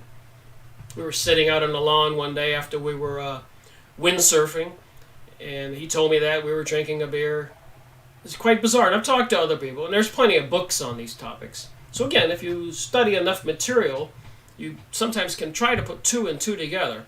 Anyways, that convinced me that Christmas Day that I had a spiritual essence. And then I've gone over books about remote viewing in my series, Freemasonry and Satanism. I showed those in the last video. And Carlos Castienda, I made a book review on his book, A Separate Reality, taking peyote and other drugs with a Mexican shaman and seeing the other world. I've showed the pictures from the Peru where they take the ayahuasca, the drug, and they can see this other world.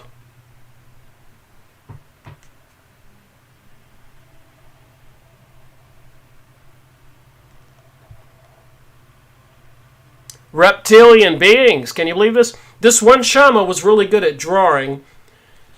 So a professor from North United States brought him some paper and some good ink.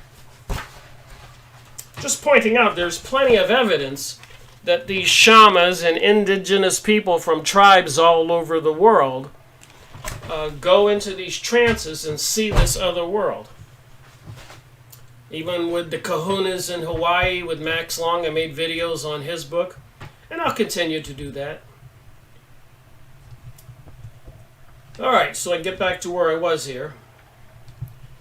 So on another occasion, I felt like I was out of my body and I couldn't get back in. I was gone for about 2 days. She was quite frightened by the experience. I suppose I would be too. So she was married. After about a year, she was married. Sarah became very ill. So there's some clues here about with the interaction with the spiritual essences, beings, whatever they are, entities can do to us. So she got married, and apparently her husband was shooting holes in the things that she was thinking about and talking about. They weren't on the same wavelength on these conversations. He was actually ridiculing her. After a year she was married, Sarah became very ill, although there were no outward evidence to support this. Sarah connects the illness and later intense pain in her neck and head to an otherworldly presence in her life. They knocked me down, she said. While out walking with Thomas one afternoon, her husband, her legs suddenly gave way and she collapsed. She developed a fever almost immediately. Her condition was quite serious, and she was forced to go on disability from work. And even in the Bible, where Jesus cast out unclean spirits from people, some people had things like leprosy or other serious diseases they couldn't see. They were crippled. And when he cast out the unclean spirit, they seemed to return to normal. Just FYI. Some other entity controls your physical body. They disable you, I guess. Her recovery was a long one, and during this period, she and Thomas grew further apart and eventually divorced. Regarding her illness, Sarah claims, it was for my own good. So did this otherworldly beings, these entities, not want her to be married to Thomas? Her condition was quite serious. She was forced to go on disability from work. Regarding her illness, Sarah claims, it was for my own good, an intervention that seems to have moved her onto her present spiritual path. When Sarah and Miguel, she met a new boyfriend, Miguel, sat down to a meal at their second meeting, he immediately brought up the subject of UFOs and told Sarah that he had seen a spaceship. This kind of synchronicity or serendipity is commonplace among abductees. So I have a significant other. And weirdly enough, we were both researchers, her and I. I can't imagine how many people would want to deal with me and my research and making videos and knowing what I know. But luckily for me, I've met the perfect partner. kind of synchronicity or serendipity is commonplace among abductees. Sarah refers to Miguel as her extraterrestrial friend. Miguel reported seeing alien beings in his dream, and Sarah felt that he may even be a representative of an alien species. He sometimes acted so listless that his behavior reminded Sarah of the hybrid children abductees see on the ships. Of the hybrid children abductees see on the ships. So apparently she read a lot of material, so she was a little knowledgeable. He was in an incubator as an infant, this would be her new boyfriend, and often showed a huge neediness, according to Sarah. At the same time, Sarah valued the opportunity to discuss her encounter experiences with him. Well, that's nice. She met somebody who understands. I did have another friend, female friend of mine, who really had her children taken away and her husband abandoned her and everybody ridiculed her because apparently she could see ghosts almost everywhere she went. I believed her.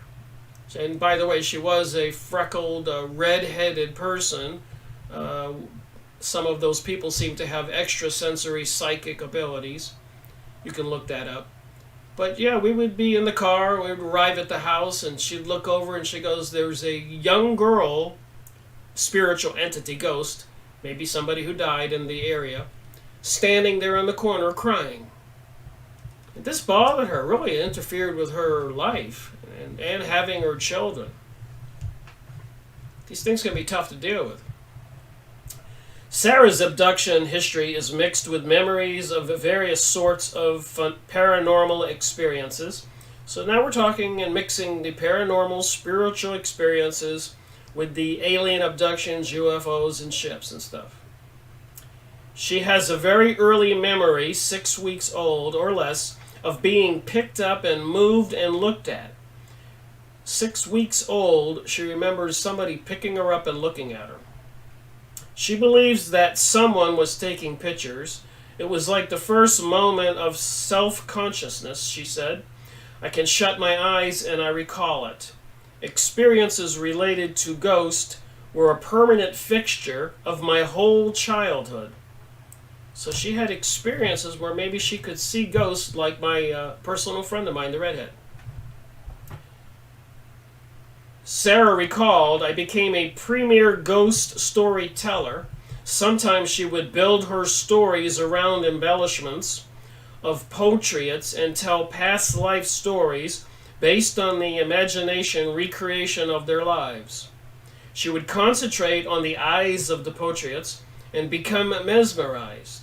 The portrait would take on a living vibrancy and fill out into a three-dimensional contour.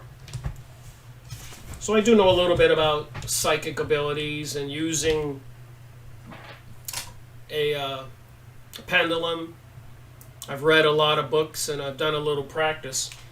And apparently, if you know how to use a pendulum, which I do, you can hold the pendulum over a picture of a person. And a lot of psychics have done this to help the police find lost people and solve crimes. So you can hold the picture in your hand, and if you practice, you know you're facing north, and you mentally ask yourself, in which direction is this person?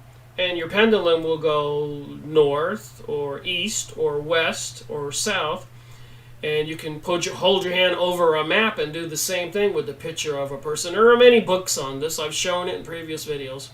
So it's not my imagination. There's tons of books on it. I spent a couple years researching this stuff. So there's something to this connecting with the psychic world. And that's always been the thing with dowsing for water or using a pendulum. They even use pendulums, some Quakers did in some of the books I went over, to find underground oil. They made fortunes of money being able to know where to drill because it costs like $1 million to drill a hole. So you don't want to drill a hole where there's no oil. And this one guy just had a phenomenal knack for drilling exactly in the right spot. So one researcher asked him how he did it, and he pulled out a mason jar full of crude oil on a long string. So just imagine a long example of a pendulum. And he held it out on his hand and he said, "Is there any oil here?" And it would give him a circle negative, or it would give him a circle the other way positive. It's like dowsers do to help people drilling wells. You don't want to call a well driller up on your property because there's no city water and pay $5,000 to have the hole dug. And the well driller will go, "Well, there's no water there. I guess we'll have to go dig a hole over there. That'll be another $5,000, please." And if he's a good well driller, he'll warn you up front, "Why don't you call a dowser? You probably won't make a mistake." So again, keeping everything into context, I like to remember all that stuff when I'm reading stuff from a book like this. In addition to the ghost story sessions, Sarah used to play what she called seance games with her childhood friends. Once at a slumber party, she asked her best friend Annie, who was also the smallest, to lie down on the floor and said, "We're going to levitate you." I don't know where I knew about levitation either, and we all went in a circle. I think I was at her head. I started saying something, and that was like, "Okay," and the girl went up, you know. Each of the children who were present had a sense that something weird had happened, and afterwards no one spoke of the incident. So usually in incidences like that, a lot of people will participate, but when the event actually happens and the person levitates, people have a tendency to freak out, get scared. "I remember that night very vividly," Sarah recalled. "Oh God, that night the whole room was very strange." So what is our reality all about? There was a lot of electricity in that room. I think that after that, it was not even conscious for the kids. I asked her if they had told anyone about it. So she asked her friend who was levitated, "Did you tell anybody about it?" And I don't think they even thought of the idea of telling. It seemed to Sarah that if there were a suggestion, they don't tell. A couple of years ago, Sarah asked the girl she had floated, Did we lift you?" And the girl said yes, and that everyone present was frightened by the experience.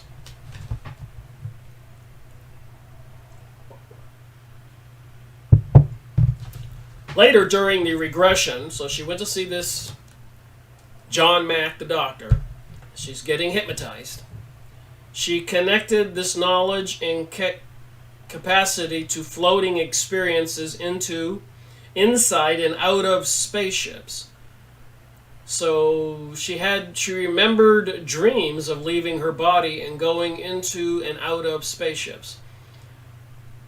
When I was younger, before my out-of-body experience, for years I had dreams that I would leave my body and fly all around, outside on the grass and above the trees. I remember that clearly. Years and years I had those dreams. It was very bizarre. They were continuous. So her experiences were flying in and out of spaceships.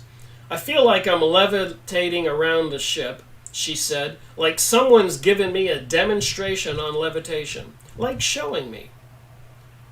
Oh, you can levitate, and so they're letting me levitate. They're letting me play, basically. They're basically letting me levitate all the way around the ship, up and down."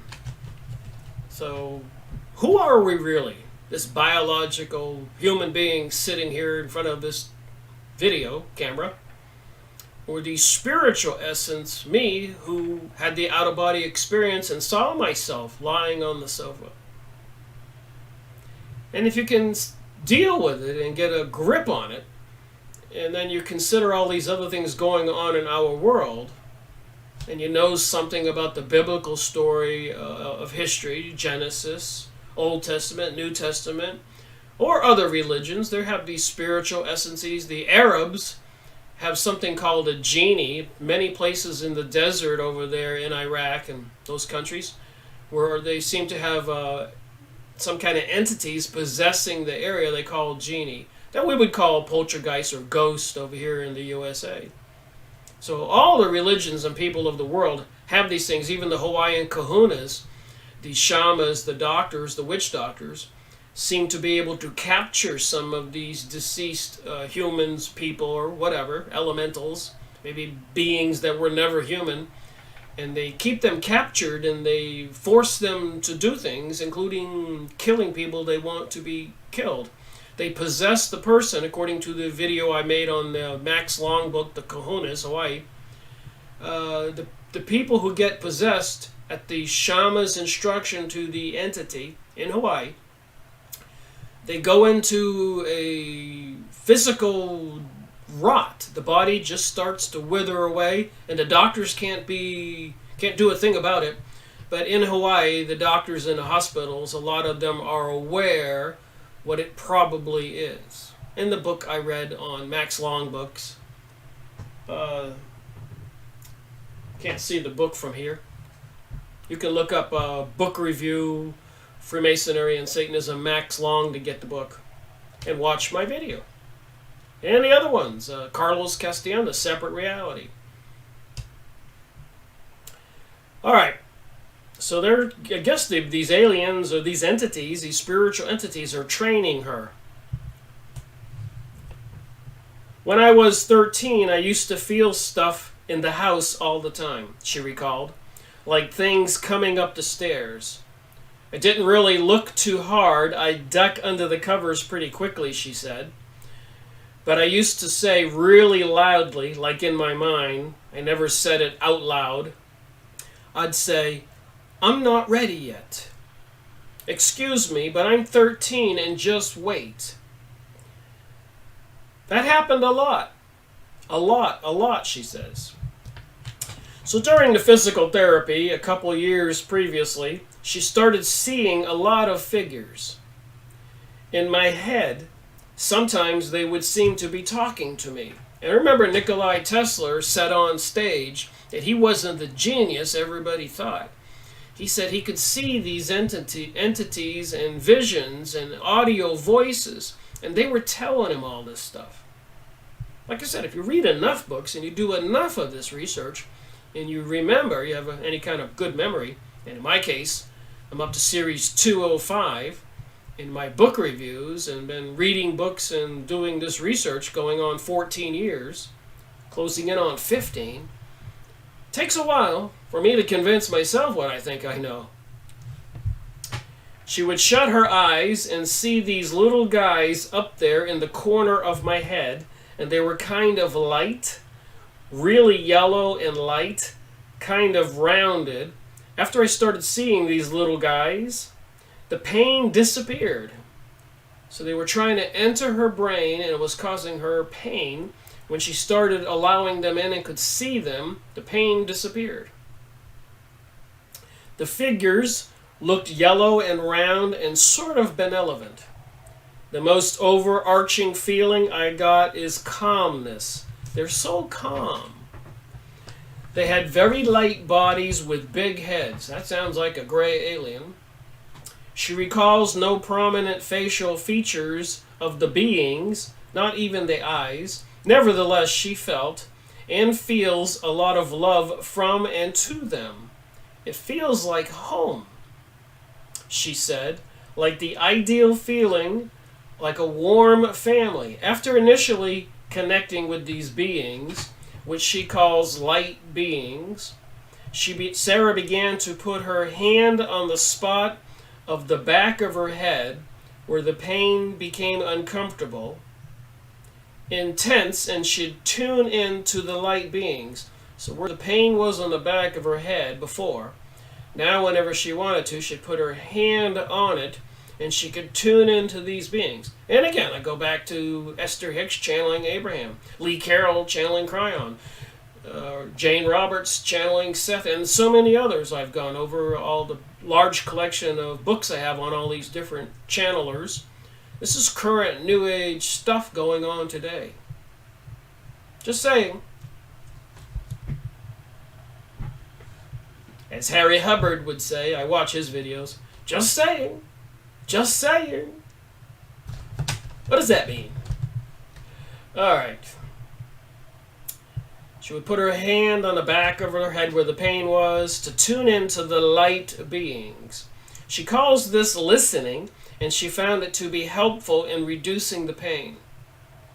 Sarah also mentioned 2 experiences that occurred about 6 months before I saw her. This is the doctor talking. During one of these, something appeared to be looking at her from the bedroom door as she laid in bed, a presence which was confirmed by the man she was seeing at the time. So she's laying in bed with Miguel. She could see this spiritual being standing in the doorway, and apparently Miguel could see it also.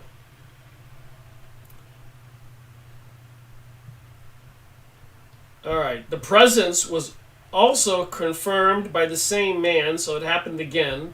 Although it was emotionally difficult at the time, she sat up and tried to reach out with love and compassion to the entity.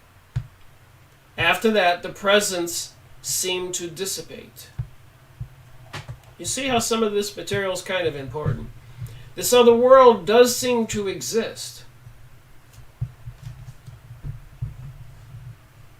Because of, she had a car accident here.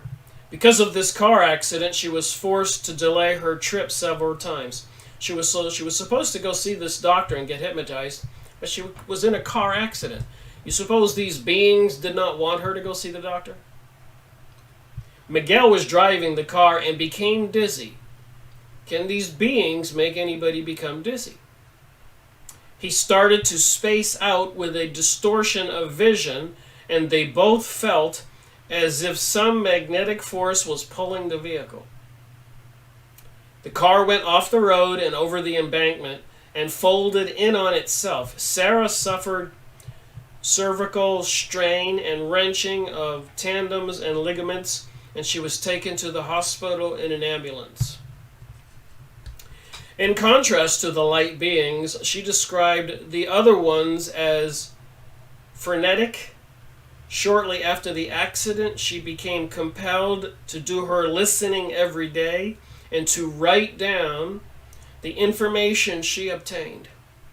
She felt this would render additional accidents unnecessary. So I guess these beings can get your attention. A few days after the accident, Sarah and Miguel had an experience in which an unexplained green-yellow light penetrated the room. Miguel is ordinarily fearless, Sarah said, but they were both terrified. And he appeared to have lost consciousness for a time during the incident. So I'm going to stop there and go ahead so I can finish this video. Or maybe I'll go back there after I read this important part. But it's where I finished reading this particular material. And apparently the beings are explaining why they're there and what they're doing. You can go get this book.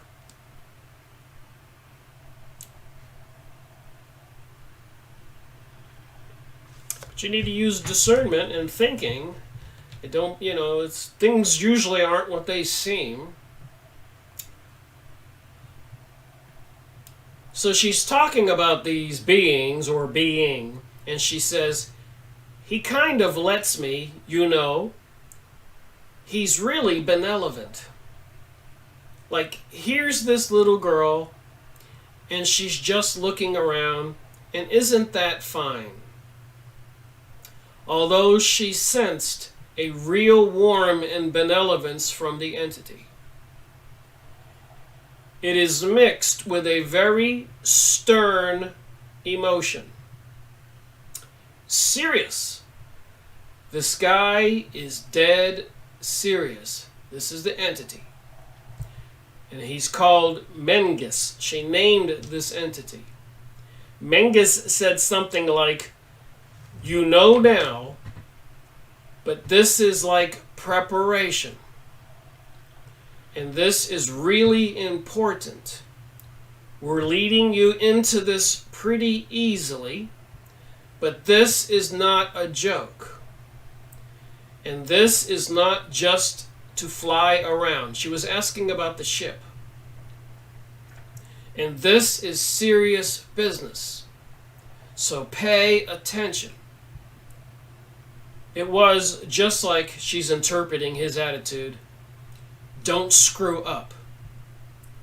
The great amount of love she felt for Mengus enabled Sarah to really listen to him and to appreciate that there's no margin for error. I have a weird sense that he's dead now. So she thinks this entity is dead now. She said, I kind of feel sad. I asked Sarah what made her feel that Mengus was dead. She replied, I can just read his vibration. And when I go to find it now, it's just like it died. It's been recycled. So it says here, see Paul's explanation of what happens when a being dies, chapter 10. That would be the next chapter, which I haven't read yet. So I got a few minutes to go. I just wanted to read this Mengus entity that's been communicating with her that she named, what he told her about everything. This is not a joke. This is serious. Don't screw up. He was very stern with her. So what does that tell us? All right, back to where I left off before. I wanted to read the end so I could make sure I squeezed it in this 1-hour video. Sarah felt as if she were physically pinned down and unable to move. She saw 3 things hovering above me, like 3 shrouded heads, and thought to herself something like, listen, we're communicating. So these 3 beings were almost demanding, listen, we're communicating. This is real, something like that. Get your act together and start writing it down. Then the whole thing kind of dissipated. So these entities from this other dimension, this other reality, this invisible reality, wanted her to write all this down. Just like I think all the UFO sightings, if you read the descriptions, they seem to fly out of nowhere and hover around and zigzag, and like they're doing a dance for who's ever watching them, knowing they're going to tell somebody or report it on MUFON or write a book. It's like somehow these entities want to bring themselves into our consciousness. I'm just using my God-given brain. Sarah had also observed unusual craft in the sky.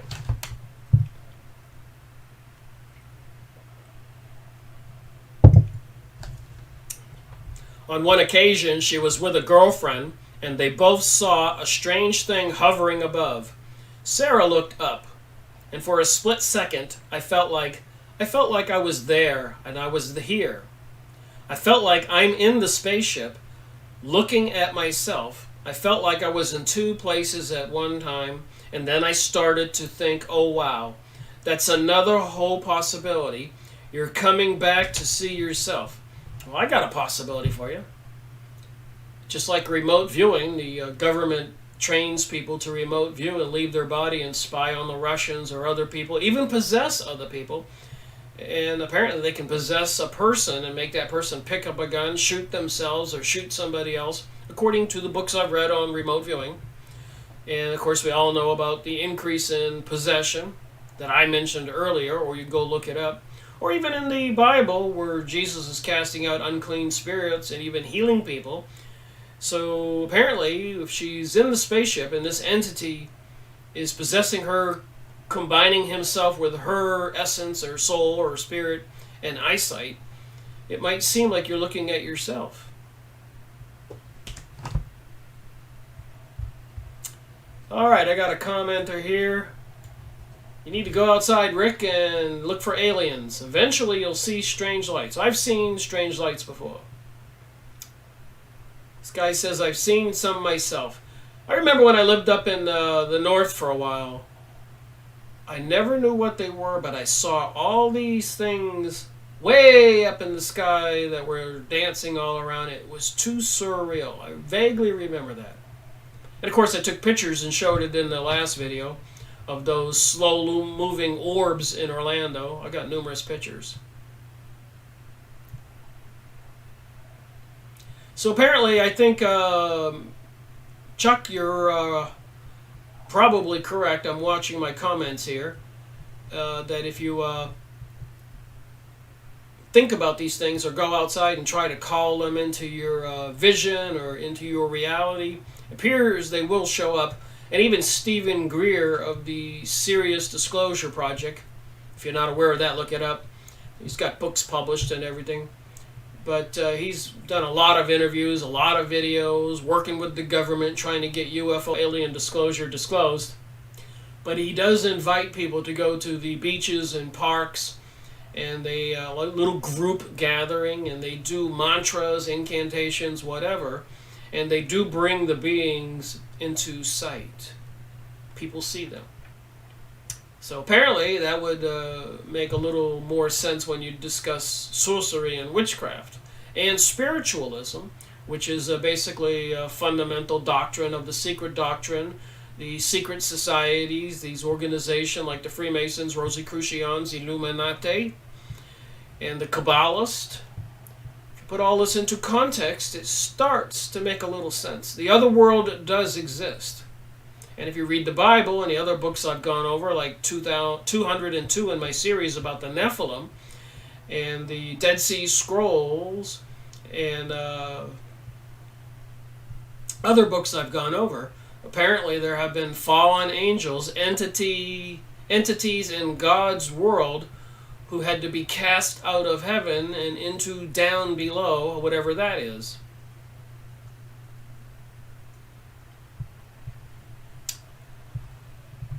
What are some tell-all books on the Illuminati? I've made videos on them. The Black Pope, Series 152. The Cause of World Unrest, Series 150.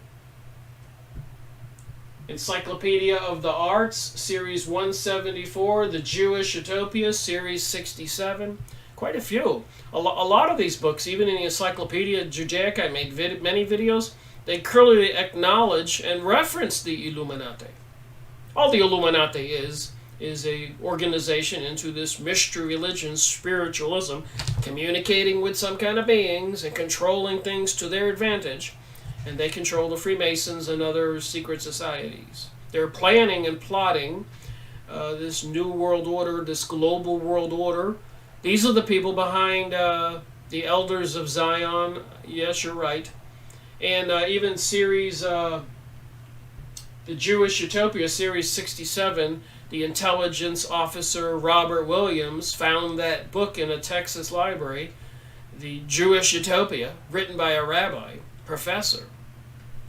So they're in communication with this spiritual realm, and apparently there's some malevolent entities, whether you want to call it Lucifer, Satan, devils, demons, and all these fallen angels. They have names like Raphael, etc. But apparently they do seem to hate humans, the gift we have for being in these bodies. Just answering some questions for the commenters here. So I'll read here for another paragraph and end this video today.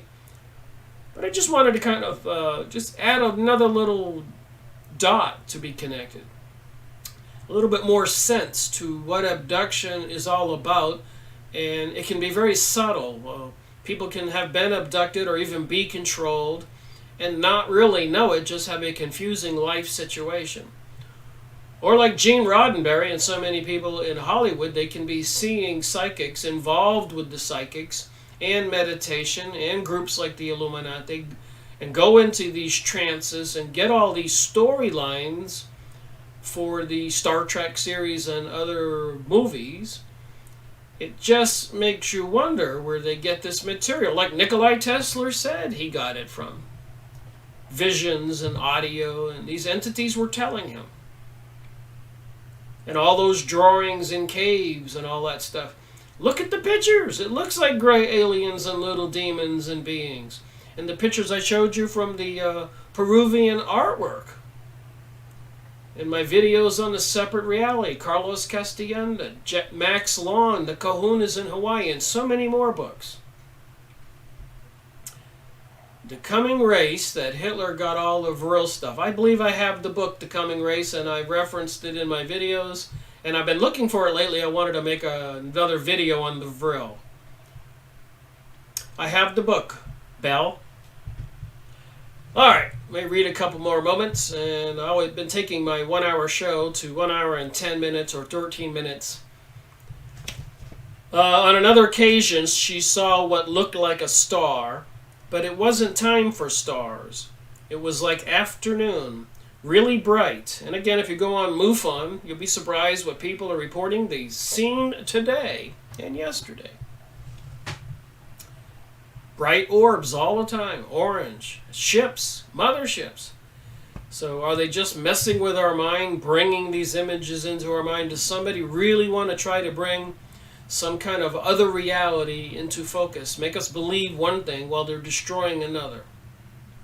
Is that how they're going to convince us to have this global world order? I'm like, if you're not going to do anything, then I'm going home. So I got in my car and started to drive away, and then it came at me, and then it came at me really quickly and flew over me. So she saw some kind of star in a distance, and it was just over there. And she said to herself, well, if you're not going to do anything, I'm going home. And the thing buzzed her, came right at her. According to this book on page 206. It came at me quickly and flew over me. It looked like a flying star. It was just so bright. At the time, she thought to herself, God, I've got to tell Miguel. But she did not. It was like I forgot all about it. So Sarah's wish to be hypnotized grew out of her desire to know what was true. I don't want to know a story that I made up or anybody else makes up, she said. I really want to know. I really want to know. So she's telling this to John Mack, the psychiatrist. It's the only thing that's important. Even though it may be really complicated and really overlaid and everything, she wanted to get at what these little guys are. Well, so do we all.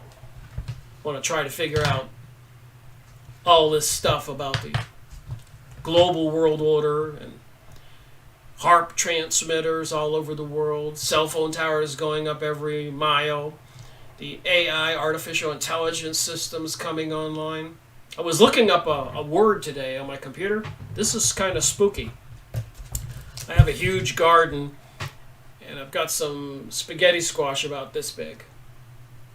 And I was wondering, when do I pick them? You know, do you just pick them off and go eat them? So I went on the computer, and I said, when to pick. That's all I typed in on the Yahoo search bar. And I was getting ready to type in squash, and it came up with spaghetti squash. And I had this weird feeling. I said, how did it know that? Is this darn thing now able to read my mind? Is there, in our environment, is there more going on than even I know at this time? All I typed in is when to pick. I used the computer to look up everything. If car brakes or dishwasher. I look it up on the YouTube videos, and usually you can watch a video and get something fixed. But I wanted to know when to pick the squash off the vine. It was bigger than the spaghetti squash I usually buy. The ones in my garden. So I said when to pick, and the first selection right at the top was spaghetti squash. Just seemed a little spooky to me. How many mystery schools are active today? Satanism is, according to some research you can check on the internet, and please do, the fastest growing religion in the world. And as you probably are aware, Chuck, I don't like to say people's full screen names. The New Age material, meditation, yoga, all this anti-Christian activity is seriously on the rise, as well as pansexualism, transgenderism, and all this other crazy material. It does boggle the mind, and a lot of people don't know what to think. And putting that into context, I will say this. There was a study done a long time ago on the capacity of the human brain. You can look this up. Apparently, to go through our daily lives, the day and the week and the month and the year, we can handle 5 or 6 different priorities in our life. Like, handle your job, handle your marriage with your spouse, handle taking care of the kids, handle a sport like art or whatever you're into, football. You can handle 4 or 5 things and remain kind of stable. Pay attention to the news, become concerned with the weather, become concerned with the threat of a war, the economic crash. As things percolate and it starts to exceed 5 or 6 or 7 things that can take your time and your thinking, and it gets into 8 or 9 or 10, people start to break down. Think about that. And the people who control our world know that. You can't assimilate and process a dozen things at the same time. You can do 5, 6, that's what they came up with. That's normal. And if you take a test, a psychological test, they give you like 20 pages and you fill out all the answers and questions, and it'll give you a graph on these different things that you're into or that are important or things that concern you because of the questions and the way you answer them. But if you get 12 or 9 or 14 spikes, you're just going to start losing your mind. You're going to break down. Just interesting to know that so much. New contacts shoot a laser beam. All this New Age stuff is eugenics. These are comments on the screen here. Thank you all for your comments and getting involved. I appreciate it a lot. And watching my show at noon. I decided to do this for July and see how it goes with every day me being responsible to do a 1-hour show. So thank you for watching and listening and commenting. Rick Miracle reporting.